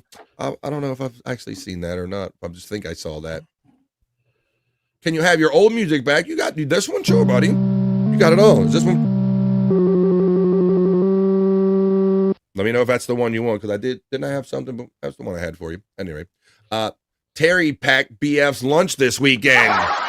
That's a weird name for my asshole. That's a weird nickname for my ass. Lunch? No. Skull says, Aaron, not allowed in my house. Sorry, Aaron earned the iron urn. No urns allowed on my dresser, you jag-off. Harry Caravello going back to the Aaron earned an iron urn. Daniel Carver would have a field day with that video I showed. Wake up, white people. Wake up. We got that. I was going back in the chat a little bit. We got shit wrong. Wait a minute. He says, Granny says, old submarine wiener, Chinese fish head jar, ass head. And then he goes, oh shit, wrong chat. Wow, what kind of show is he on that he's typing in old submarine wiener, Chinese fish head jar, ass head? What the fuck? Jar head ass. Holy shit. Steve loves playing a Mario. Well, I got it. There you go. Blueberry. Who Blueberry? Wendy. Who Blueberry? Mario Party is the best Mario game ever, says our friend Not the Beast checking in. Launchable, or maybe she meant lunchable. But let's continue on with more stories. Let's see if there's any more national days. Ooh, we got to get into this. National Napping Day. Come on, man. Oh, yeah. Now, when I was younger, man, and I had the young family, naps were something that my body craved, but the timing of my days would never allow, Bobby Nick. Yeah. I would feel myself get tired in that afternoon. I'd get them home from school before they had like another activity, and I'd sit on my couch, and I would want to take that nap, brother. But I couldn't do it. But then as I gotten older and I got time and the availability, I learned the value of fitting a good nap in. How about now? I know we got weird sleeping habits because of podcasting, but do you consider your 3 or 4 or 5 hour sleep napping, or you just call everything sleep nowadays, or what is it? I mean, I think once in a while I'll take a nap in the afternoon. Okay. Like 2-3 hours or something like that. Really? But then I notice that I stay up later at night if I do that. So sometimes I just try to tough it out. Yeah. And just go through the whole day without a nap, and then I'll be ready to go to bed at a decent time. Yeah, it's weird. I played all kind of games, and I mentioned at the beginning of this show that one of the nights, like Friday night, I think because I didn't have a show the next day, I had a chance to go to sleep early. And when I woke up Saturday, Bob, with that extra sleep, I felt like sludge, bro. Like I got too much sleep, as I've told you before. And so, like literally the next night, like Saturday night, I made myself stay up later and just get that little bit of short sleep, and I do feel better with a little less sleep. Then there's long days. Terry Nee lets us know I'm napping and listening. Now, I have done this, guys, and what I do, I call it passing out, Scott. What I'll do, last night, I did it last night. Passed out listening to William Montgomery last night. yeah. It's usually Perry for myself, but I know what you mean, yeah. I went back and watched, I hadn't seen it. I went back and watched the Kill Tony from the Heb Arena from New Year's, if anybody's into Kill Tony, and that was fun. So I was watching Kill Tony, and I was watching some, then I clicked over to William, and then I think him yelling woke me up, much like Perry, Scott. Right. He woke me up too. Same. Yep. There you go. Donkey says, night, night. Wait, you said something about your music. My first Mary music, that one doesn't have the nefarious undertones, right? You want this one, buddy, right? That one. And that's why Scott, that's why I originally picked that sound, buddy, because that's the original OG Donkey Kong and Mario sound. So that's why I picked that originally, because that's what I remember my first seeing. Whenever you said Mario Brothers, the reason I went to that Super Mario Brothers theme song is because I kind of missed the Donkey Kong phase for whatever reason. It just wasn't part of my my gaming life. I missed that part, and I picked up at Mario Brothers. We had 7-Elevens around us, Scott, and that was the first place I ever played Donkey Kong. Was just I walked into a 7-Eleven that a lot of the stores back in those days were putting in little glass rooms with little mini arcade, little 4 or 5 games in them, and I stepped in one of them. That's where I first played Donkey Kong, like my neighborhood 7-Eleven. I remember playing it a handful of times, but I just don't remember it being. It's not one I really played much. Mm-hmm. Donkey Kong just says, "I ain't ever gonna stop listening to William Montgomery while I pass out." Mm-hmm. You said that's not the one. What did I play you the first time? This, I played you this, right? And I play It's a Mario. I don't know what else I have up here. Let's see. I thought that's what I played. I didn't play Dig Dug.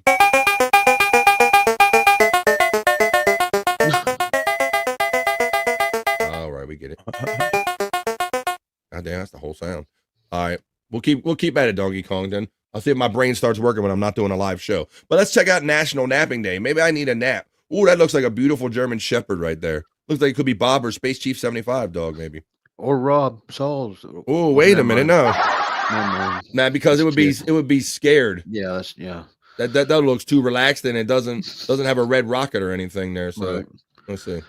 I was raised by a gay man. Well, that explains a lot. I know I have a lot of gay tendencies, but like napping with dogs near their pecker. National Napping Day. Each year, National Napping Day recognizes our need the day following the return of daylight savings time. What a weird sentence. Recognizes our need the day following our need the day. Okay. That's a bad sentence. Not only does the observance encourage a nap, it reminds us that there's no shame in taking one either. That is another thing, because there was a shame aspect to it, because I told you guys that I had to do it around my daughter's activities, and sometimes when I did catch a nap, I felt bad, Scott. I felt guilty. Yeah, I am guilty of napping a lot, and I don't want to nap. What I'll do is I'll end up taking a few puffs of the devil's lettuce, and I'll think I'm going to sit down and do this little whatever it might be, or something on the computer or something.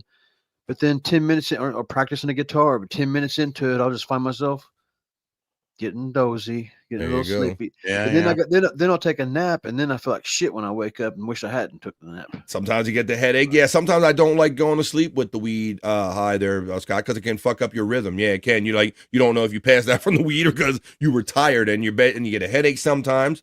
But if you observe National Nap Day, you can catch some Z's. Be sure to nap. Yeah. Yes, Bob. Bobby Fran, I just want to let you know that Wendy has requested that you do the National Blueberry Day and the lunch day. I will do that for my friend Wendy. I will do that, Wendy. Oh, they're saying here naps of 10 minutes, man. I don't even waste my time on that. I feel like it takes me 10 minutes to go to sleep sometimes. Scott. Yeah. That's gotta be. When I say nap, I'm thinking like an hour and a half or 2. Yeah, exactly. Yeah, if you're not right, because a half hour, like you're gonna wake up feeling rough from that. Like sometimes if there's an hour, I'm like, hour feels like you can do an hour, maybe recover from it. But yeah, I'll just make myself miserable. Same, Scott. I don't think I've ever done just like lay there and went, oh, just 10 minutes. No, if I go, I want to go for like a half hour, some decent amount of time. I'll agree with you with that. Yeah. But they tell you that you should do it early in the day, that it don't interrupt your regular sleep cycle. But Yeah, like I said, I find that these like short cycles of like, and I've always been a night owl, so staying up late and then just getting a little bit of sleep is kind of all I really need for the next day. But if whatever works for you, it's National Napping Day. Now let's go on for Wendy. I was going to get to the whole blueberry popover day, Wendy. That looks like a picture of something you would send Bobby Nick or something. I don't know. A little rough right there in the hole. It is National Blueberry Popover Day. Now, I'm not a blueberry guy, so I've never had one of these guys. I love blueberries, but I don't know what that is. Yeah, just look like blueberries stuffed in a thing. It looks familiar to me. It looks like something some dudes would stick penis in. Well, I think that's Bobby Nick was getting at. It looks like something I've eaten before, but I bet you have. I don't think I know it as a popover. It looks like a chocolate starfish. Chunk Squad says up, up, down, down, left, right, left, right, left, right. B.A. start. Donkey Kongington, he knows what's up. A 15-minute naps at work are really helpful, though, says Testicle Tiger. Yeah, that's good if you can get it, but I can't break myself of that short cycle fast enough, Scott. Me neither. If I'm under pressure to sleep, I can't sleep. Yeah, good point. Like if it just happens, yeah, I can go like a mofo. And that's what was so aggravating is that my body was naturally winding down from a day of work when I got home with my kids that needed to go to other activities. My body's trying to crash and it's feeling the end of the day. And like you said, so that was the best one, Scott. It wasn't that I forced it. I literally sat there and passed out because that's what my body wanted to do, you know? So many times I had to fight it, but I try not to fight that feeling anymore. Not the Bee says, sometimes I do meditative naps. I just close my eyes, clear my mind, and conserve energy while being fully awake. My mother used to call it resting her eyes, guys. I say, Mom, wake up. Mom, wake up. I'm not asleep. I'm resting my eyes. What the fuck? What are you trying to put? What kind of shit you trying to pull over on me, Mom? I've known people that can fall asleep whenever they need to, for 15, 20 minutes. I can't. Just do it. I cannot. I've known people like that, and I've always been jealous of it, man. I can't do it. If I'm tired, I can. That's the only condition. But if I sit there, it takes me a couple minutes of my brain like not working and like trying not to think to actually go to sleep. Damn it, Scott. He's laughing, says Mandy Dip. She's laughing at you. I wonder what I said. My dad called it checking his eyelids for holes. I like that one too. I'm not. I'm resting my eyes or checking them for holes. Well, let's check what National Blueberry Popover Day is all about, Wendy. What better way to start March 10th than a National Blueberry Popover Day?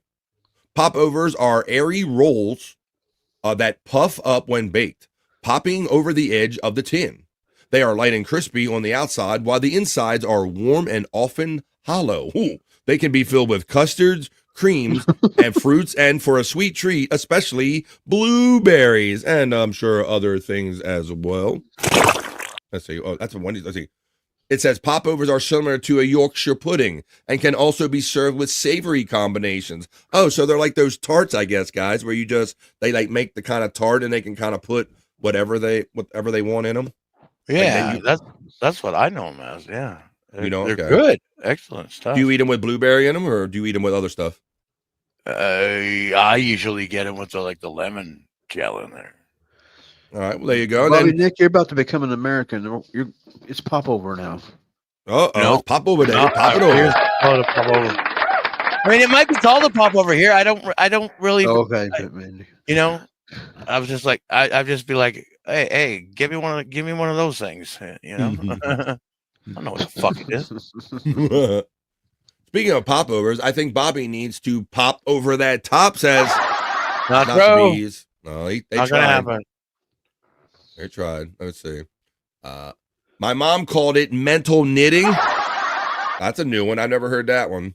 That's a good one, Stacey. Going to use that one. Checking the eyelids for holes. I'm not sleeping. I'm checking my eyelids for the holes. As we continue on, so it's popover day, Wendy. So I don't know.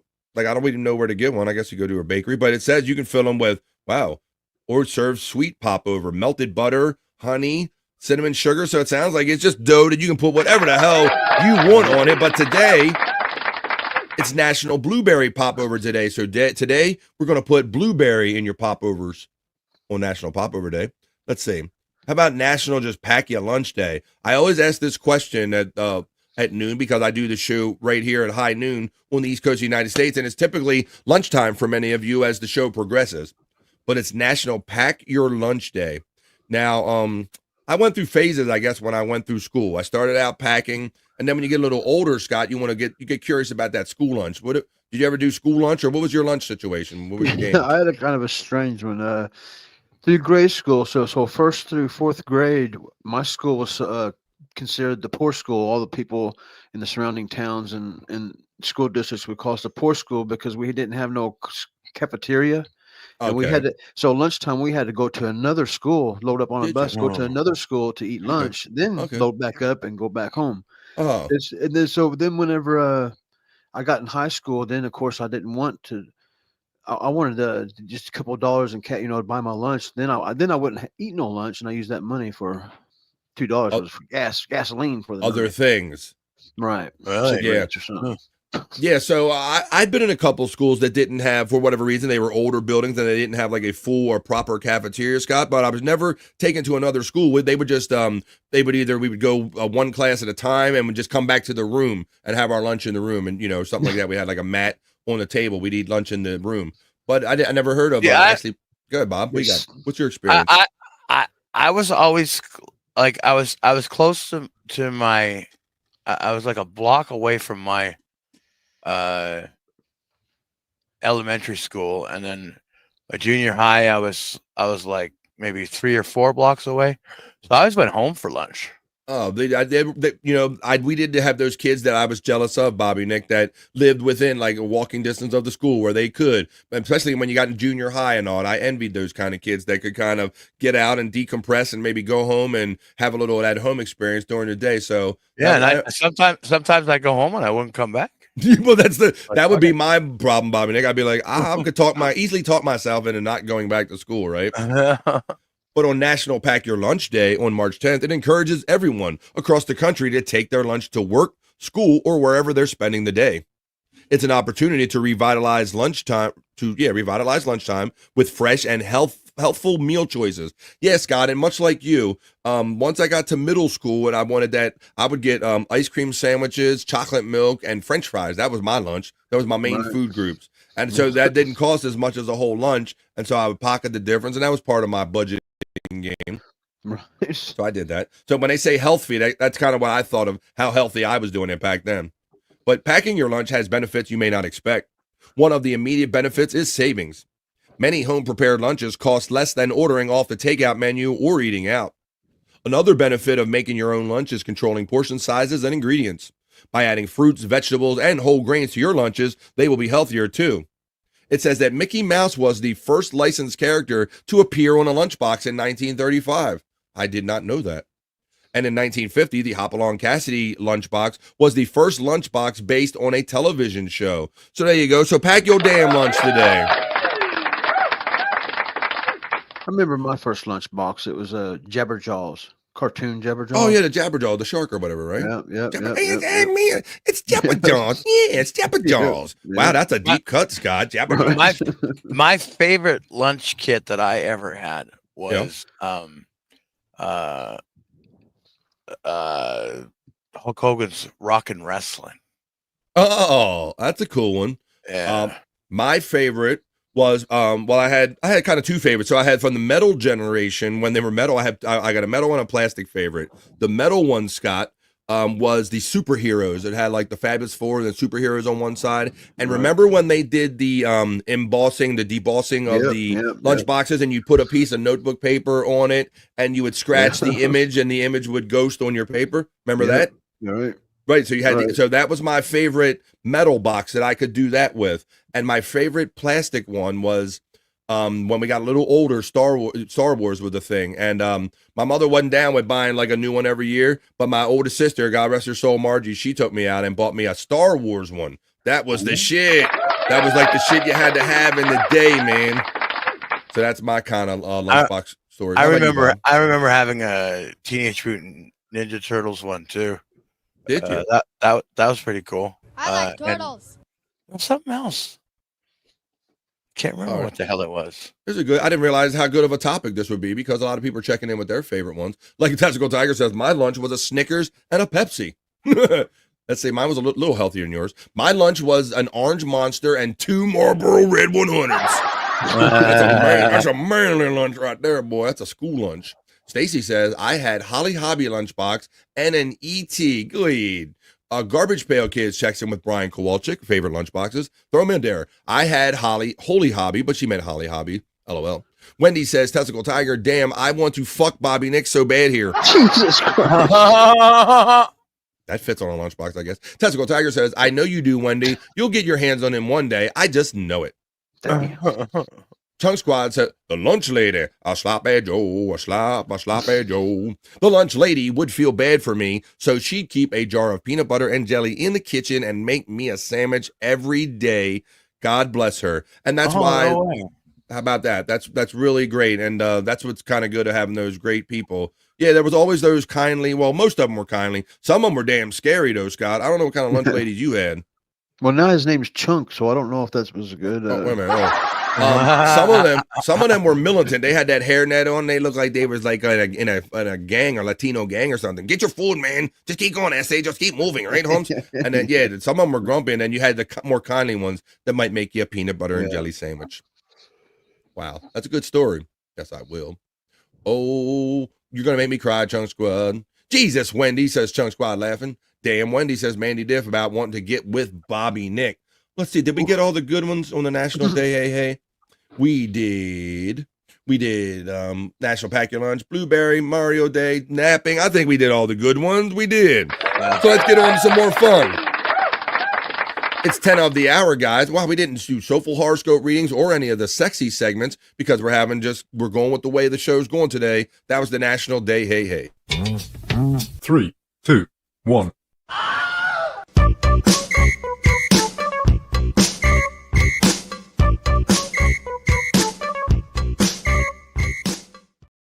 All right. Well, we're definitely going to stick around here. It looks like we're kind of heading into overvibe. I won't try to fit the entire show. I could never fit everything that I have prepared. But yeah, Scott, the time's flying today, ain't it, buddy? I look down. Absolutely. We are having fun because it's 10 minutes to 2 o'clock right here, Scott. Bob, what do you think, buddy? How in the fuck? What did we do? That hour change fucked us up, guys. It feels. I mean, it does. You know, it's weird though. It's kind of always like that. Like, you know, when we're having good shows, time just fucking flies by.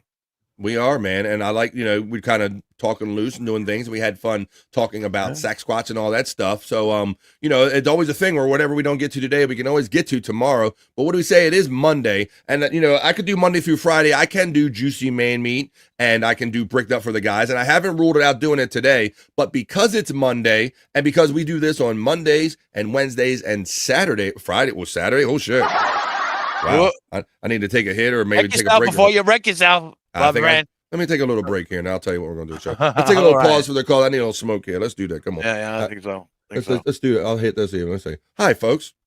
Get yourself a vibe.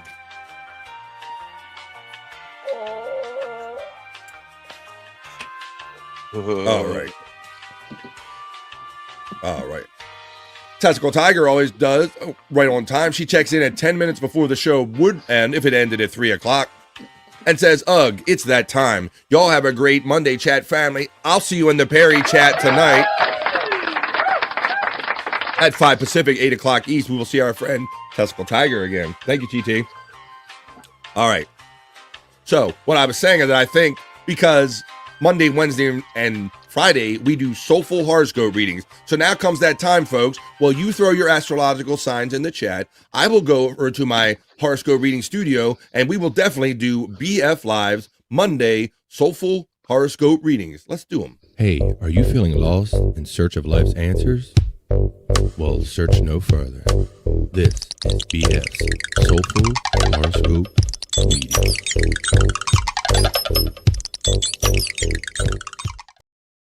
Alrighty.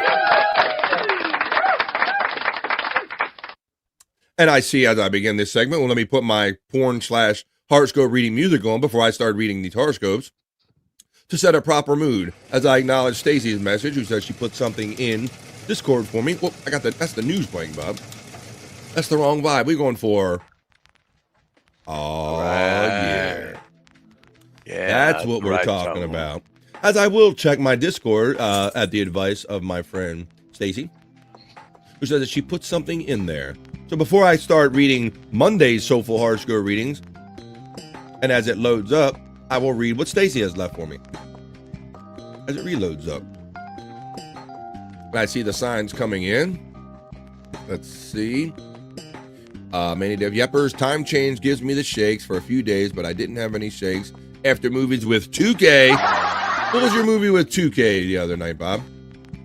It was Return of the Jedi, and it was a drinking game, Bobby Fran. A total of 30 shots throughout 2 hours and 16 minutes of movies. So 30 shots. So what was the 30 what was the trigger? shots. What was the trigger? When any of the main characters fall down. Now in this movie, sometimes there was a point where 5 characters fell down at the same time. So 5 shots were on the table. How did you? That's interesting. How did you come to falling? How did that end up being the choice? I mean, we watched the original Star Wars a while ago, and this has always been Nimrod's idea, or 2K. So he brought that to the show, and then he created this game by watching the movie, and he was counting all the falls and stuff. I mean, it came out to 30 shots. So yeah, Return of the Jedi is badass when you're getting drunk. And I mean, people weren't just drinking. Some people were doing a bowl. Oh, that's my speed. You know that's me. Yeah, so I mean, Deadfool, Mandy Diff, a bunch of other people just got fucking roasted off of weed. One guy said he smoked like 4 motherfucking grams. Holy shit. I was like, whoa. I think I found what Stacy was just sent me. Let's see. I was told me I have a clip here. Let me play this real quick. I'm not sure what it is, but I trust Stacy. So let's go with it. I want to fuck Bobby Nick so bad here. Whoa, what the fuck? What the fuck was that? God. Oh my God. How did I say that? Say it Fuck again. Bobby Nick so bad here. Oh, that's me reading Wendy's message. That's what I get, see? Out of context, Stacey Allen. God damn it. I want to fuck Bobby Nick so bad here. God damn it. I can't even say I didn't say that. Because I'm pretty sure I said that, and she caught me saying that. Well, not true. Yeah. I guess I have to deny. I want to fuck Bobby Nick so bad here. That's the damn Stacey Allen. That's what she does. Let me download that to my sound file. There we go. Download. Where's it going to go? Let me make sure it goes to my proper sound thing. Soundboard clips. Yeah, there we go. Soundboard clips. All right. Thank you. Thank you in air quotes, I guess. Bobby Nick, we should thank her for that, I guess. I don't know. I want to fuck Bobby Nick so bad here. Oh, my God. Later, Testicle Tiger. Have a good day. Says not the bees. If it's not weed bait, Scott, that one throws smoke. All right. Liberia. Let's do this. Let's do labia. All right, let's get into these are your Monday Soulful Horoscope readings, folks, because we got to start off the week, and then we'll see what we can get into after this. So let's do, I guess he means Libra, because Libria isn't really a thing. So let me open them up, and I will read Libra. This is for Brutal Pain and all the Libra. And Mandy, this is going to be one of your Mandy Double Diffs checking in. So this is Libra for Mandy's Double Diff, and this is Libra for Brutal Pain, and all the other Libras joining us today for Monday's Soulful Horoscope Readings. Today, my Libra friends checking in. Thanks everybody for checking in today. Libra, today's an 8 out of 10. Celebrate a recent win with your team, Libra. Share acknowledgments and honor. Take stock of what worked and what didn't work. Together, you are a powerful force. That counts for my Libra, and one of Mandy's 2 coming up. Here comes Aries. This is for Aries. This is for Mandy Double Diff, and for all the other Aries joining us today. Today is an 8 out of 10 for my Aries friends. It says to rely on trusted family and friends for support, Mandy Diff. Let passion fill your heart. Someone thinks you're wonderful. Reflect it back on them and develop a sizzling romance, Aries. Yeah. And have a great day, all my Aries friends. That was your Monday Soulful Horoscope reading. As we move on for Wendy Pack, Taurus, because no one does it like the bull. And certainly no one does it like Wendy Pack. So this is for my friend Wendy Pack. This is also for Mr. Cyclide, Mrs. Cyclide, Ding Dong, and all the other Taurus joining us today.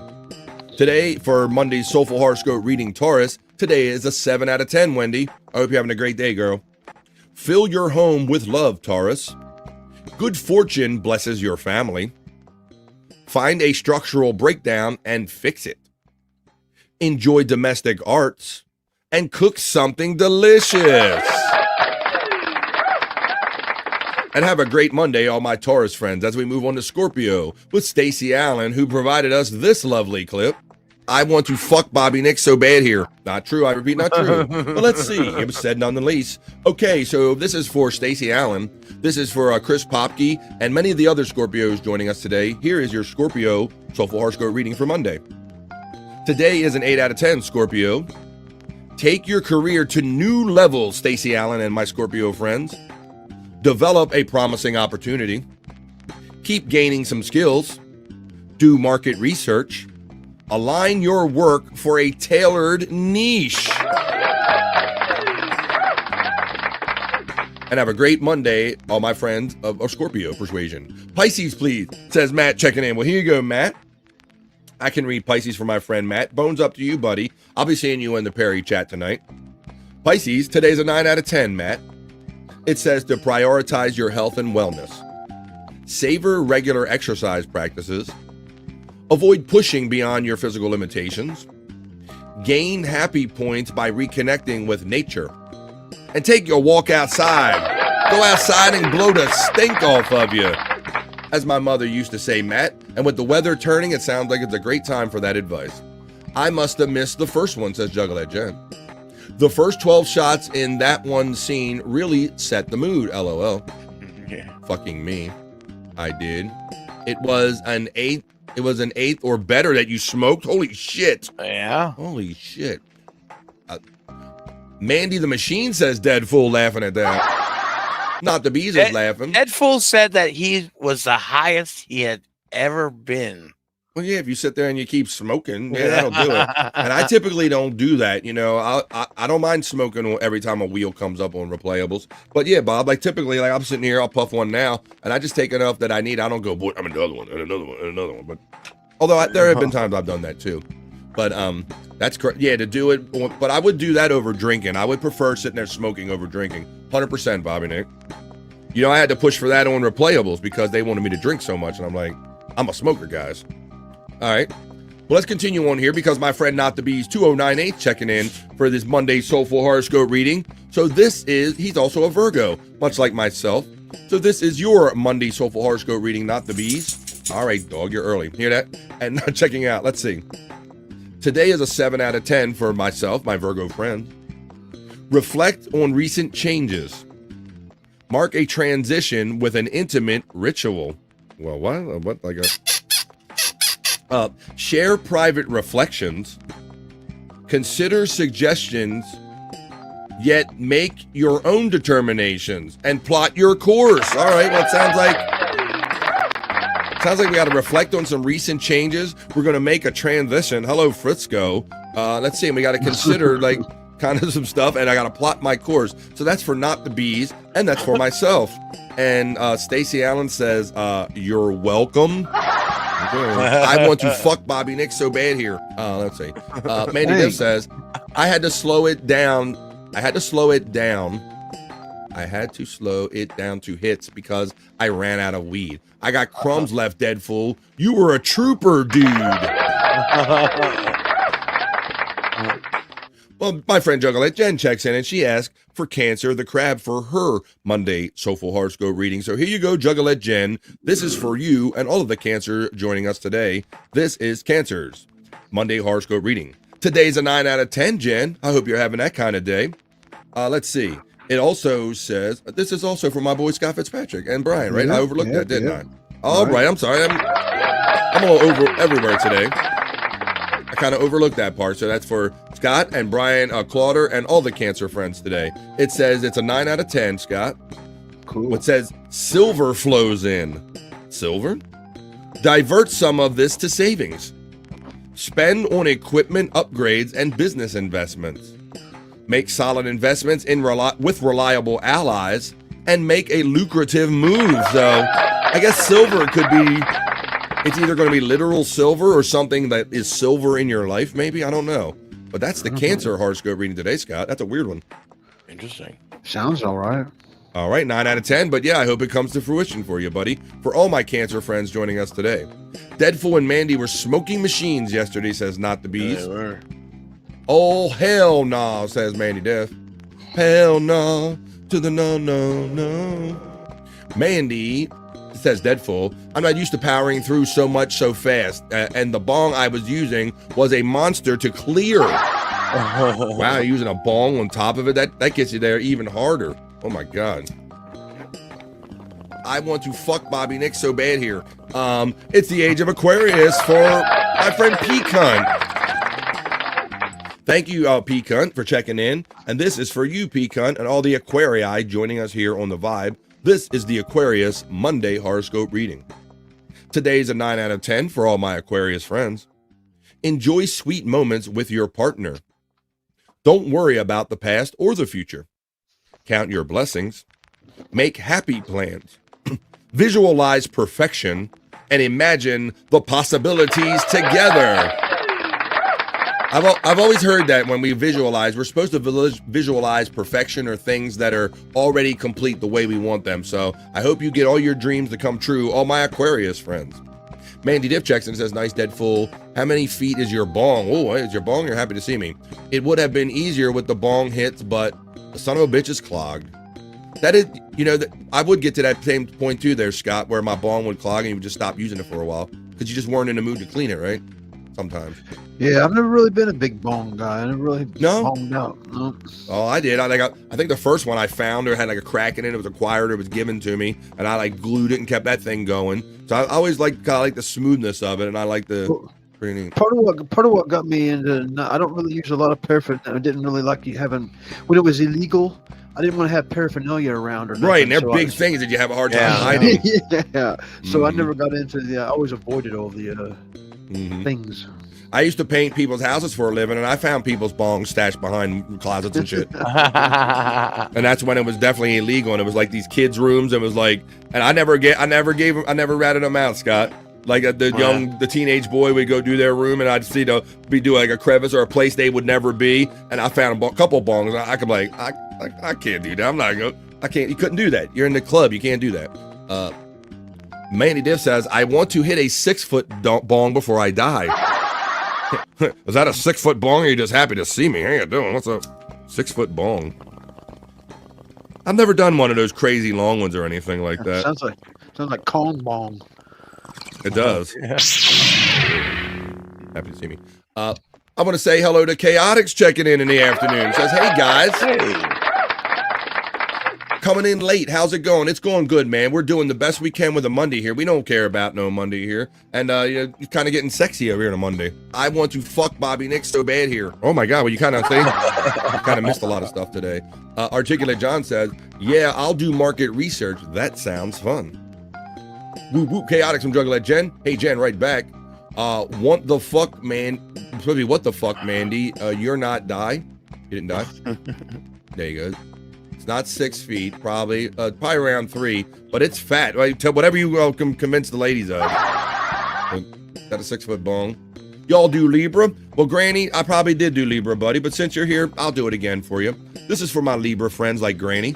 Today is an 8 out of 10. Celebrate a recent win with your team, Granny. Share acknowledgments and honor. Take stock of what worked and what didn't work. Because together, you're a powerful force, Libra Granny. And now I'm going to get on to reading Vegetarius/Sagittarius for my friend Bob. And he left. Let me tell you, I'll wait then. I'll see if he comes back before the end of the segment. That's why I stopped smoking. LOL, I used to roll huge Phillies. Chaotix says, I do dry herb vaporizer, higher buzz, no smell. Virgo gang, we took care of Virgo.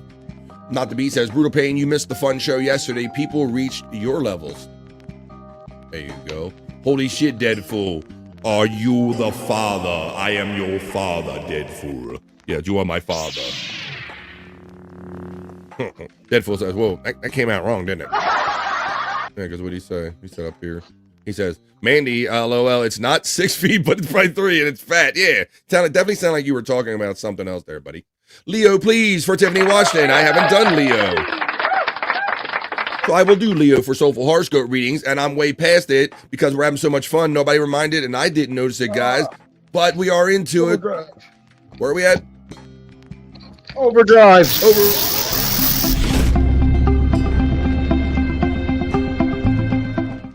That's right, folks. When 3 hours isn't enough time to have fun, we stretch a little longer and we go into over vibe here because this is the vibe on BF Live. Let's see what I was supposed to be reading. Pain Mandy. Chaotic's getting the love. Thought you were drinking. Nope. All right, let's get on with this. I'm going to get through it. What am I supposed to be reading again? Do you remember the last one? Was it Leo? I think it was Leo. So here is today's Leo horoscope for all the Leos checking in. Today's a 9 out of 10 for my Leo friends.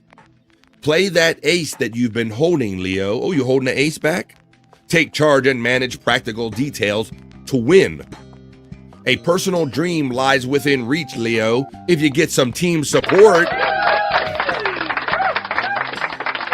All right, well, let's make sure.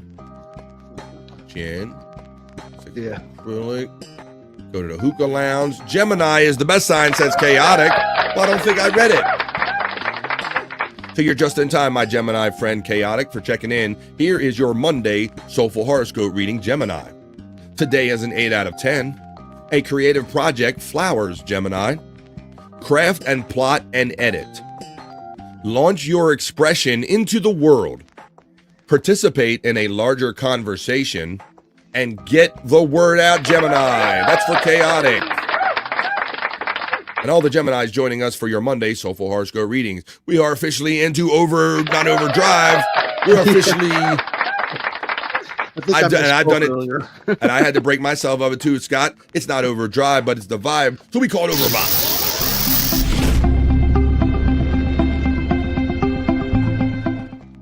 Now wait a minute, Mandy Diff. I can't let you double diff.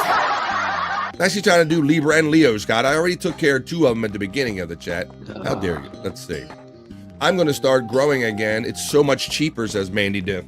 That's something I never had the patience for, or it wasn't legal either, Scott. I never put that together trying to grow my own, other than pass in a Dixie cup. Right. Yeah, same here. I always wanted to do it, but like again, when it was illegal, I was too scared, and right. And now that it's legal, I just ain't. Lost the interest. Yeah, the interest and the legality didn't line up, folks. Well, I trust and hope and I believe that we pretty much got all of those Soulful Horoscope readings today. Widow Killer says, PCL just uploaded a video of young Perry, and I can honestly say he's aged like the milk. Oh, shit. There you go. So that's interesting. I was answering. There you go. Okay. Well, I think I got all of them. And let's see. All right. Oh, you were answering the 2 that was left?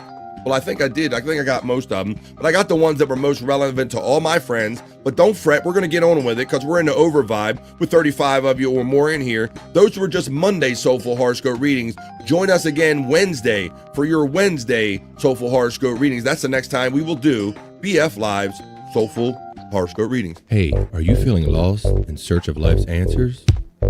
Well, search no further. This is BF's Soulful Horoscope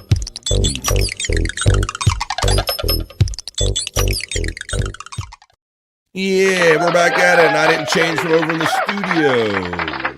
There we go, a little editing there, going on, a little production value here on the vibe. As we are it's 11 minutes after 3 o'clock on the East Coast of the United States. I wasn't sure, never sure what kind of show we're going to have here when I come on the vibe, but I know it's always going to be fun with you guys. And let's see. FJM says, grew my own here in the Valley for years and years, says our friend FJM. Yeah, just never had the legality and the time and the motivation and all that stuff. It just never quite lined up for me either, Scott. The patience. Yeah. Never quite got that together, buddy. Well, I guess, let's see. It's 12 minutes after 3. I could call it here, or should I do one of the segments? What do you think, Scott? I don't normally put you on the spot like this, but Well, What other segment would it be? It wouldn't be that man meat. Well, that would be a lot of the ladies look out for that. And we could do bricked up or that. I mean, I could do some internet shite. I could do something neutral, so I wouldn't have to do 2 segments, or we could just get out of here. What do you say, guys? Internet shite sounds nice. Let's do some internet shite. I do have a hopper full of it. I do have some excess internet sites, so maybe we'll get to the sexy segments tomorrow because it's 12 minutes after 3. And I don't know if I have time to do both of them because we're going to be pushing like another hour trying to do that. But why don't we check the hopper, because I always got it full of some fun stuff, and I know I do, internet shite.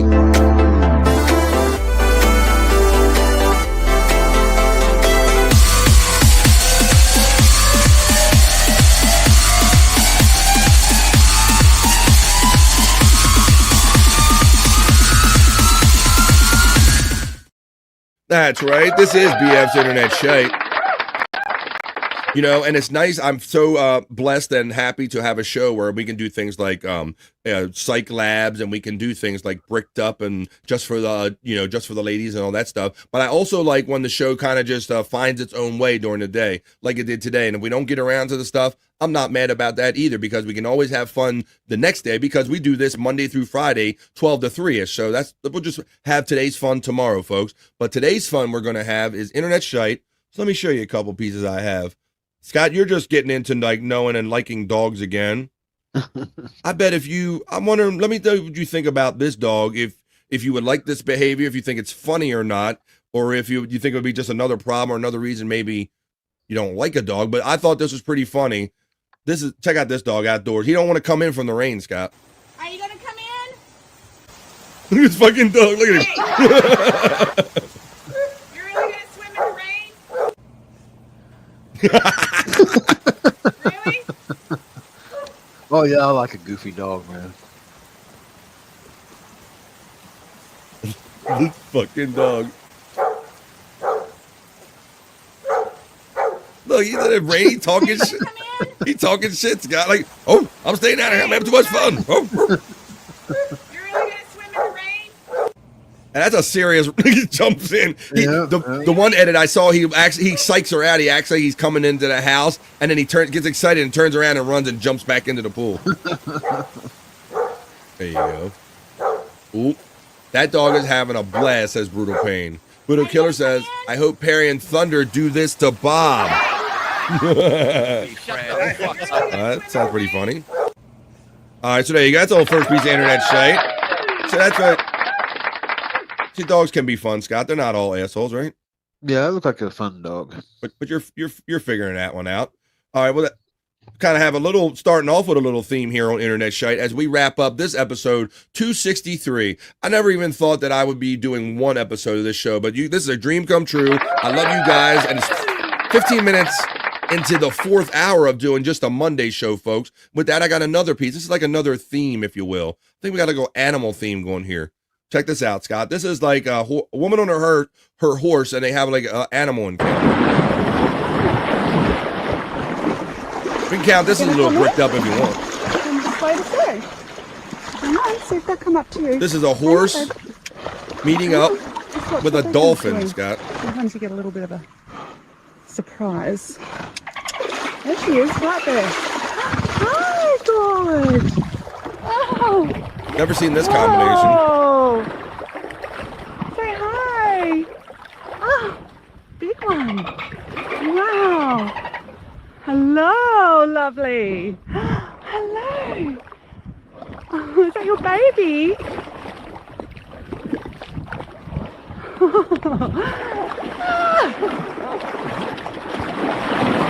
Gonna go get their friend? Woo!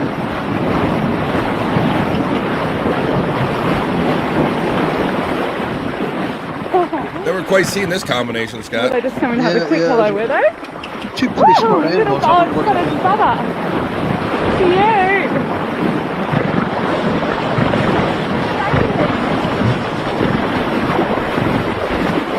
Hang on, babe. There you go. That's a little second piece of internet shite. We got dogs in the rain. We got dolphins and horses going together. Or as Widow Killer says, Jaws meets Secretariat. Oop, wrong one. There you go. Jaws meets Secretariat. So much for timing on that sound effect. There it is. Very cool, says Mandy Diff, our animal lover and our fish expert here. That's right. Jaws meets Secretariat. More sexy women, BF Live. It's incidental. Is this bricked up horse edition? Well, look, Bob. So we decided because, you know, I was saying, I'm so glad to have all those segments and kind of things that we can do. But I also like when there's kind of days where we have fun off the cuff and we can get to those the next day. So I said, we're probably not going to do that. We're doing internet shite as a kind of a bit of a compromise. But being highly heterosexual, you're always going to have some bricked up or some women sneak in. But we started off with man meat today, Bobby Nick. We dodged the man meat. So far, you've dodged the man meat. High five, Scotty. High five, motherfucker. There you go. All right. Well, here we go. Let's continue on with Scott. I let Scott call an audible, and he goes, "What's it going to be, BF? Is it going to be that man stuff?" And I'm like, I let him call an audible, and he called internet shite. So that's what we're doing. I don't normally put him on the spot that much, but I did in this case because we are in Overvibe, Bobby Nick. As you know, you come back to.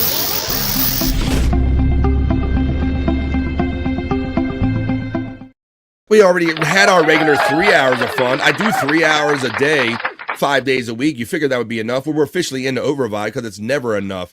And this next piece of internet shite, we're going to wrap. If you want to know where I keep disappearing to, today I have a case of the most horrendous shits that I've had in a long time. So. Yikes.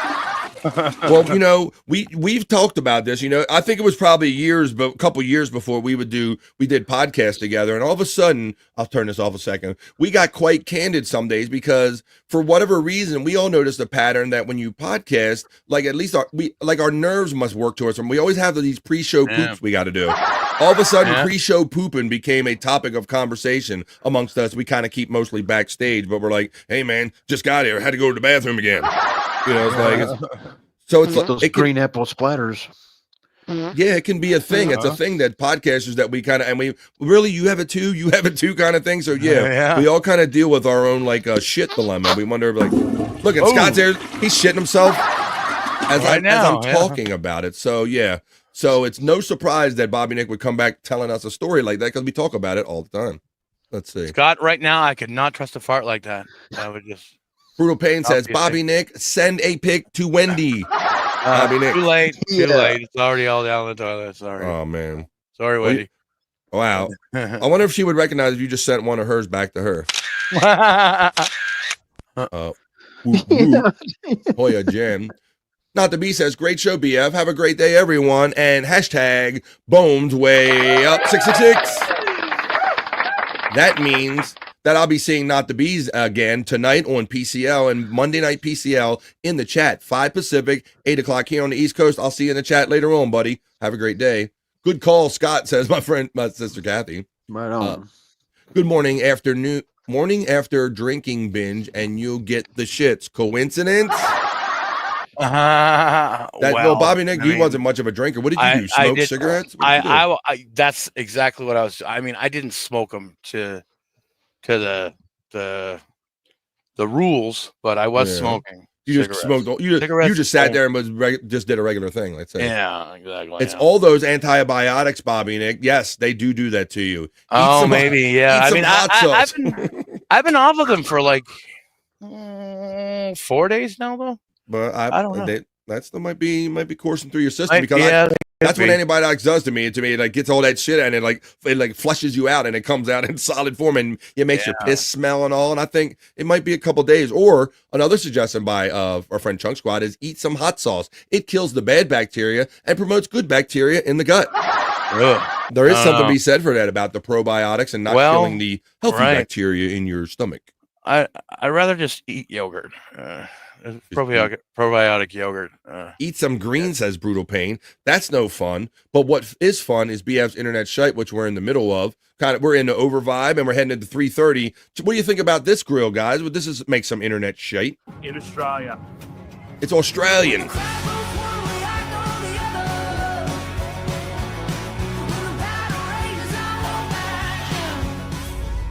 Look how many cook a horse and a dolphin at the same time. Australia's biggest smoker. Fuck yes. They've been on for 2.5 hours now. Gonna sauce it with serving to you guys at Fat Australians ain't supposed to be out doing us with this shit. What the fuck?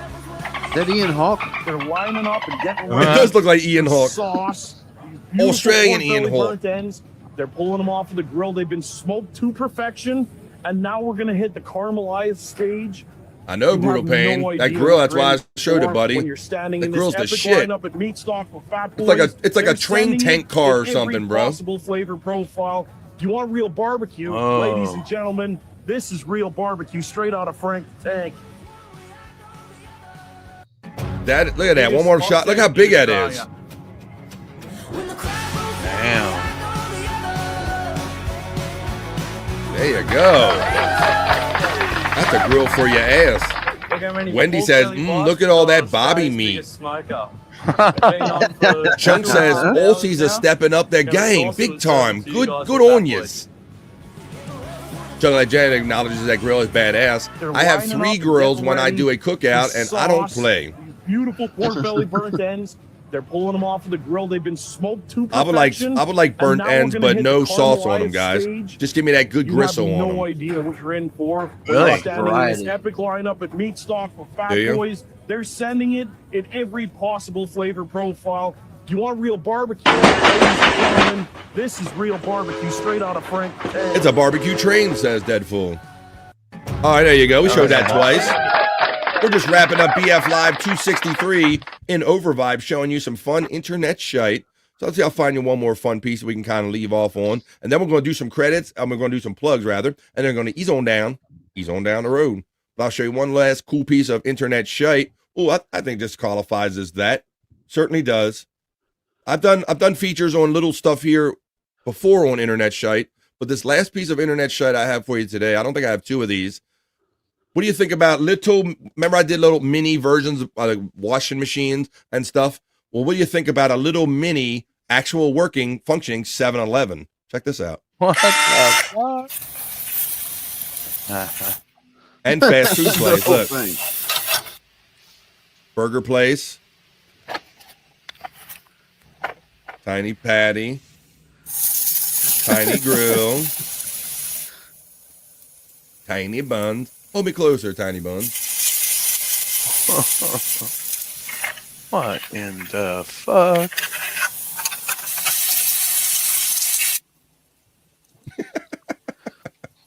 It's tiny. It's tiny. I love You you. gotta order 5 million hamburgers and 6,000. Yeah, yeah, like how many of them would you need to eat, Scott? That's like literally like these are like organized crumbs. It's like look at that. Like it's literally like a little morsel. Look at the money. Everything's tiny. Tiny fries.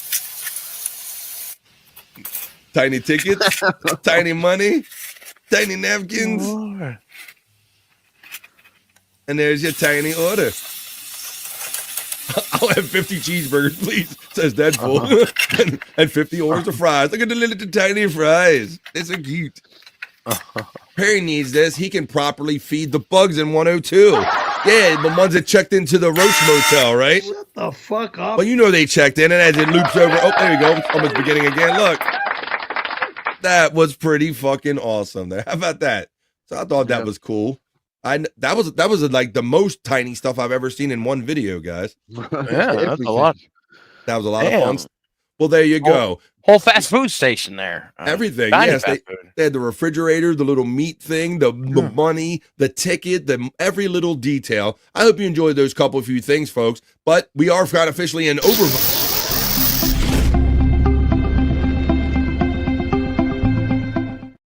And that was Internet Shite. Coming up on 326, coming up on 330, where I'm at on the East Coast of the United States. We're going to run the credit, and we're going to come back and do our kind of plugs and let you know where you can find Bobby, Nick, Scott, and myself for the rest of the day. That was Internet Shite.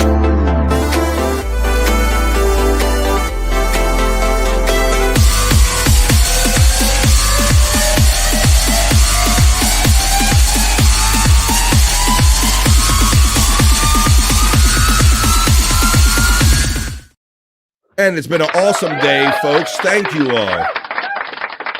Like I said, the show is kind of different, kind of went in different directions, and I'm not mad at that because we had a lot of fun wrapping up the fun weekend I had meeting up with one of the many cool members of Chat family, and I look forward to doing stuff like that in the future as much as is available. So that's kind of why the show is a little different today. Maybe what 250K, Scott. Let's What tell does us that the mean, significance Scotty? of that. Well, I thought that I could sense the plugs coming up, so I was trying to wait till the plugs. 250,000. Probably my most proudest moment of my channel right now. I've just hit 250,000 views. That's awesome. That's a great number, Scott.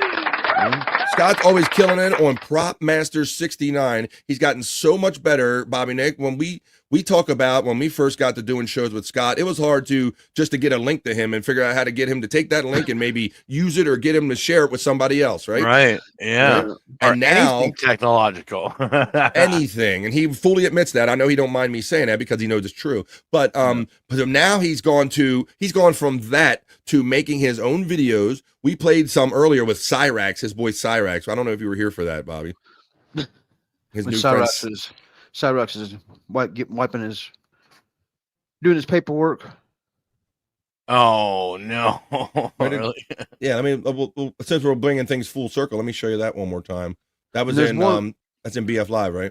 There's one right before that actually happens before he does his paperwork, where he's just using his hand to rummage around. Oh boy! Oh, I seen that one this morning, Scott. Well, he was like picking his ass. Yeah. And this would be the second half of that where he goes and gets a napkin. Yeah, and this gave me this gave me Jake vibes, and this gave me ass napkin Ed vibes. But let's show this one more time. We're bringing the whole show full circle, folks. Thought we kind of started with Prop Master. Congratulations on 250,000. That's why we're talking about this full circle now. That is no small feat, Scott, for somebody who is barely technologically savvy to now producing videos like this with little music to them and little toilet paper emojis. Go ahead, buddy. You have something? Check out this. I was going to tell Bob and Nick to check out the soundtrack on this one here. Yeah, Scott. Yeah, Bob. I asked him about this. I'm like, how did my boy Scott come up with the perfect song? You come up with a little animated toilet paper emoji. Highly impressed. Here's our boy Scott Fitzpatrick, the Prop Master 69 on YouTube right here, and he's his boy Cyrax. Like everybody thinks that he's this stand-up guy. No, the fuck he ain't. I could go a different way and install a new bidet. If anything, that loser's a piece of shit. When they do, how will I clean up my rump? Every time I have to take a dump. Those who thought only of themselves have And then he just puts it somewhere, Bob. So what's a dirty bottom soul to do? That's Scott's new. He's moved on from Tammy Hall. Now he's a Cyrax guy. So yeah, I'm sorry, but if I knew I was having any kind of issues back there, I would go to the fucking bathroom. If I was on a live, I would shut that live off. I think go to the bathroom and take care of that shit. I'm assuming what he did, and I don't know for sure, because I heard him click on before he went to the. Because you're seeing it with me taking it a little bit out of context there. But if you see the whole thing, and I think thought he wasn't being seen, like he's playing some. I don't know what he's talking on or whatever, but you can hear him click a button when he goes to go pick and wipe, and then he clicks a button when he comes back. So I'm thinking maybe he thought he was off camera, but he wasn't. Oh no way! Cole says he got caught with the old wipe and sniff. The old wipe and sniff. You sniff the finger, you're like wiping. Gonna do one of these. Your boy Matt, the mod to your channel, the Prop Master 69, and that link is running. If you want to see that video or any of the videos that got our boy Scott to 250,000 views, somebody's watching it. So you better be watching it too. His link has been running throughout the show too. Prop Master 69 right here on YouTube. And Matt acknowledges you by saying Prop Master. The newest Cyrax videos are fucking hilarious. Right on, man. My sister acknowledges good for you for 250K. We talked about the old wipe and sniff. Cyrax is less than Jake. Less than Jake, yes. I agree with the assessment based on what's up, guys? What I know about the two of them. All right. And with that, hey, Jen from my sister Kathy. All right. Well, since we're at the bottom of the chat, and Scott, once again, that is no small feat, buddy. Any last words you want to say? I mean, go ahead and do some proper plugs. I just need to plug the Lunatic Lounge tonight at on Bobby Nick's channel at Bobby Nick 1978 at 6 o'clock Eastern time, and then the 7 regular. 7 o'clock. Did I say it wrong? Gerber 7 went o'clock underwater. Eastern The time. time went underwater when you said it. Yeah. 7 o'clock Eastern time. Yes, that's right. There you go. Okay. You got and it. then, and then no filter with Andrew and friends. On Tuesdays, Thursdays, and Saturdays at same time on that channel. I'm sorry. All right. No Filter with Andrew and Friends, Tuesday and Thursday. Once again, congratulations, Scott. It is really Thanks, something, man. For somebody that could barely grasp email to be doing enough videos to get 250K. No small feat, my friend, Scott Fitzpatrick. And now we're going to turn it over to Bobby Nick, who he got all the podcasts. He's going to tell you about them right now. Well, like Scott said, tonight at 7 p.m. Eastern at Bobby Nick 1978, check out the Lunatic Lounge. Yeah, God only knows what we'll be up to tonight. And then tomorrow at 7 p.m. Eastern, No Filter with Andrew and Friends. So check us out there. And then Wednesday, I guess, I'll be back in the lounge. Because I do a music video request show on Rumble exclusive, guys. So yes, for the low price of $1, you can see your music video request on my show. Nice. So come check it out. And people like to get gifty over there too. So it is. It's buy you credits. Who knows?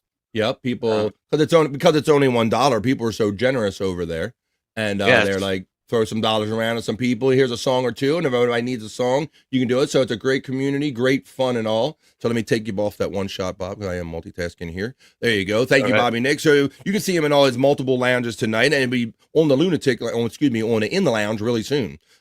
Wendy says, Bobby, you look so damn good. I need you right now. Fuck, I'm horny as fuck. Son of a bitch. It's like, calm down, Wendy. All right, we get it. Skull says, Bobby Nick's newest show, Popping That Top with Bobby Nick, is starting in 11 minutes. No, I'm not gonna happen. I'm not sure if he can keep that promise, folks. But as far as me, I'm not doing a show tonight, but I do love to hang out with Chat Family all the time, and I'll be hanging out on PCL tonight. There you go, folks. 5 Pacific, 8 o'clock East. I'll be hanging out with all of the Perry Caravello Chat Family friends there. That's where you'll find me later on tonight. So there you go. What's this old video of Perry? Perry should stop shaving his chest and bring back Velcro Man. Oh, shit. Well, it's only 12 seconds. So let's watch a little Velcro Man from back in the day. He looks like, who is this? At night, I'm a long-distance trucker. Holy shit, By that's day, him? Yeah. I'm Velcro Man. Bro, he looks like that guy that plays the Italian dude in all the Adam Sandler movies with the big exaggerated hair and all that stuff. Yeah. You know what I'm talking about? He looks like that guy. I am that guy. Let's do it. One more time. Here we go. Let's go. At night, I'm a long-distance trucker.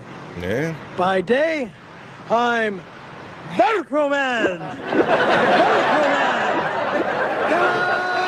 Wow. That's when he was young and gay. Wow. Shut the fuck up. Well, you didn't look as gay back there. You were younger and less gay. Yeah, who knows? That might have been like 1992. That looked very 1992-ish, Bob. So I understand it. Randy, I can see why Randy was attracted to him. Shut the fuck up. Well, you did kind of look like that dude in all those Sandler movies. All right, guys. Well, being at its 336, where this show is emanating from, the East Coast of the United States, I say that we kind of did it, man. We kind of put it down. We threw it. We did it. We have it. We done it. We're doing it, as Bobby Nick kind of throws in there, mixes in it. We're doing it. We did it. We done it. We got it good. That was actually 1992.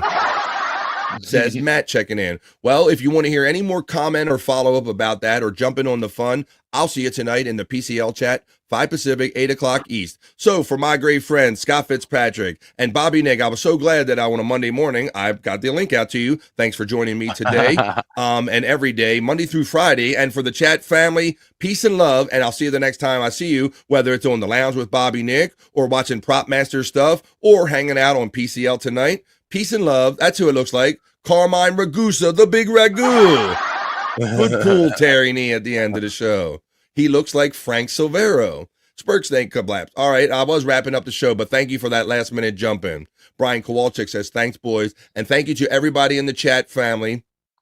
Peace and love, and we will see you the next time we see you, either in one of the lounges with Bobby Nick, or we'll see you here Monday through Friday, right here on The Vibe, folks. Peace and love, and we'll see you tomorrow, or we'll see you the next time we see you right here on The Vibe. See you, folks. Peace, everybody. Bye. Bye for now. That's enough internet for me today. I am going to wash myself with holy water to get rid of all the stupidity I saw today.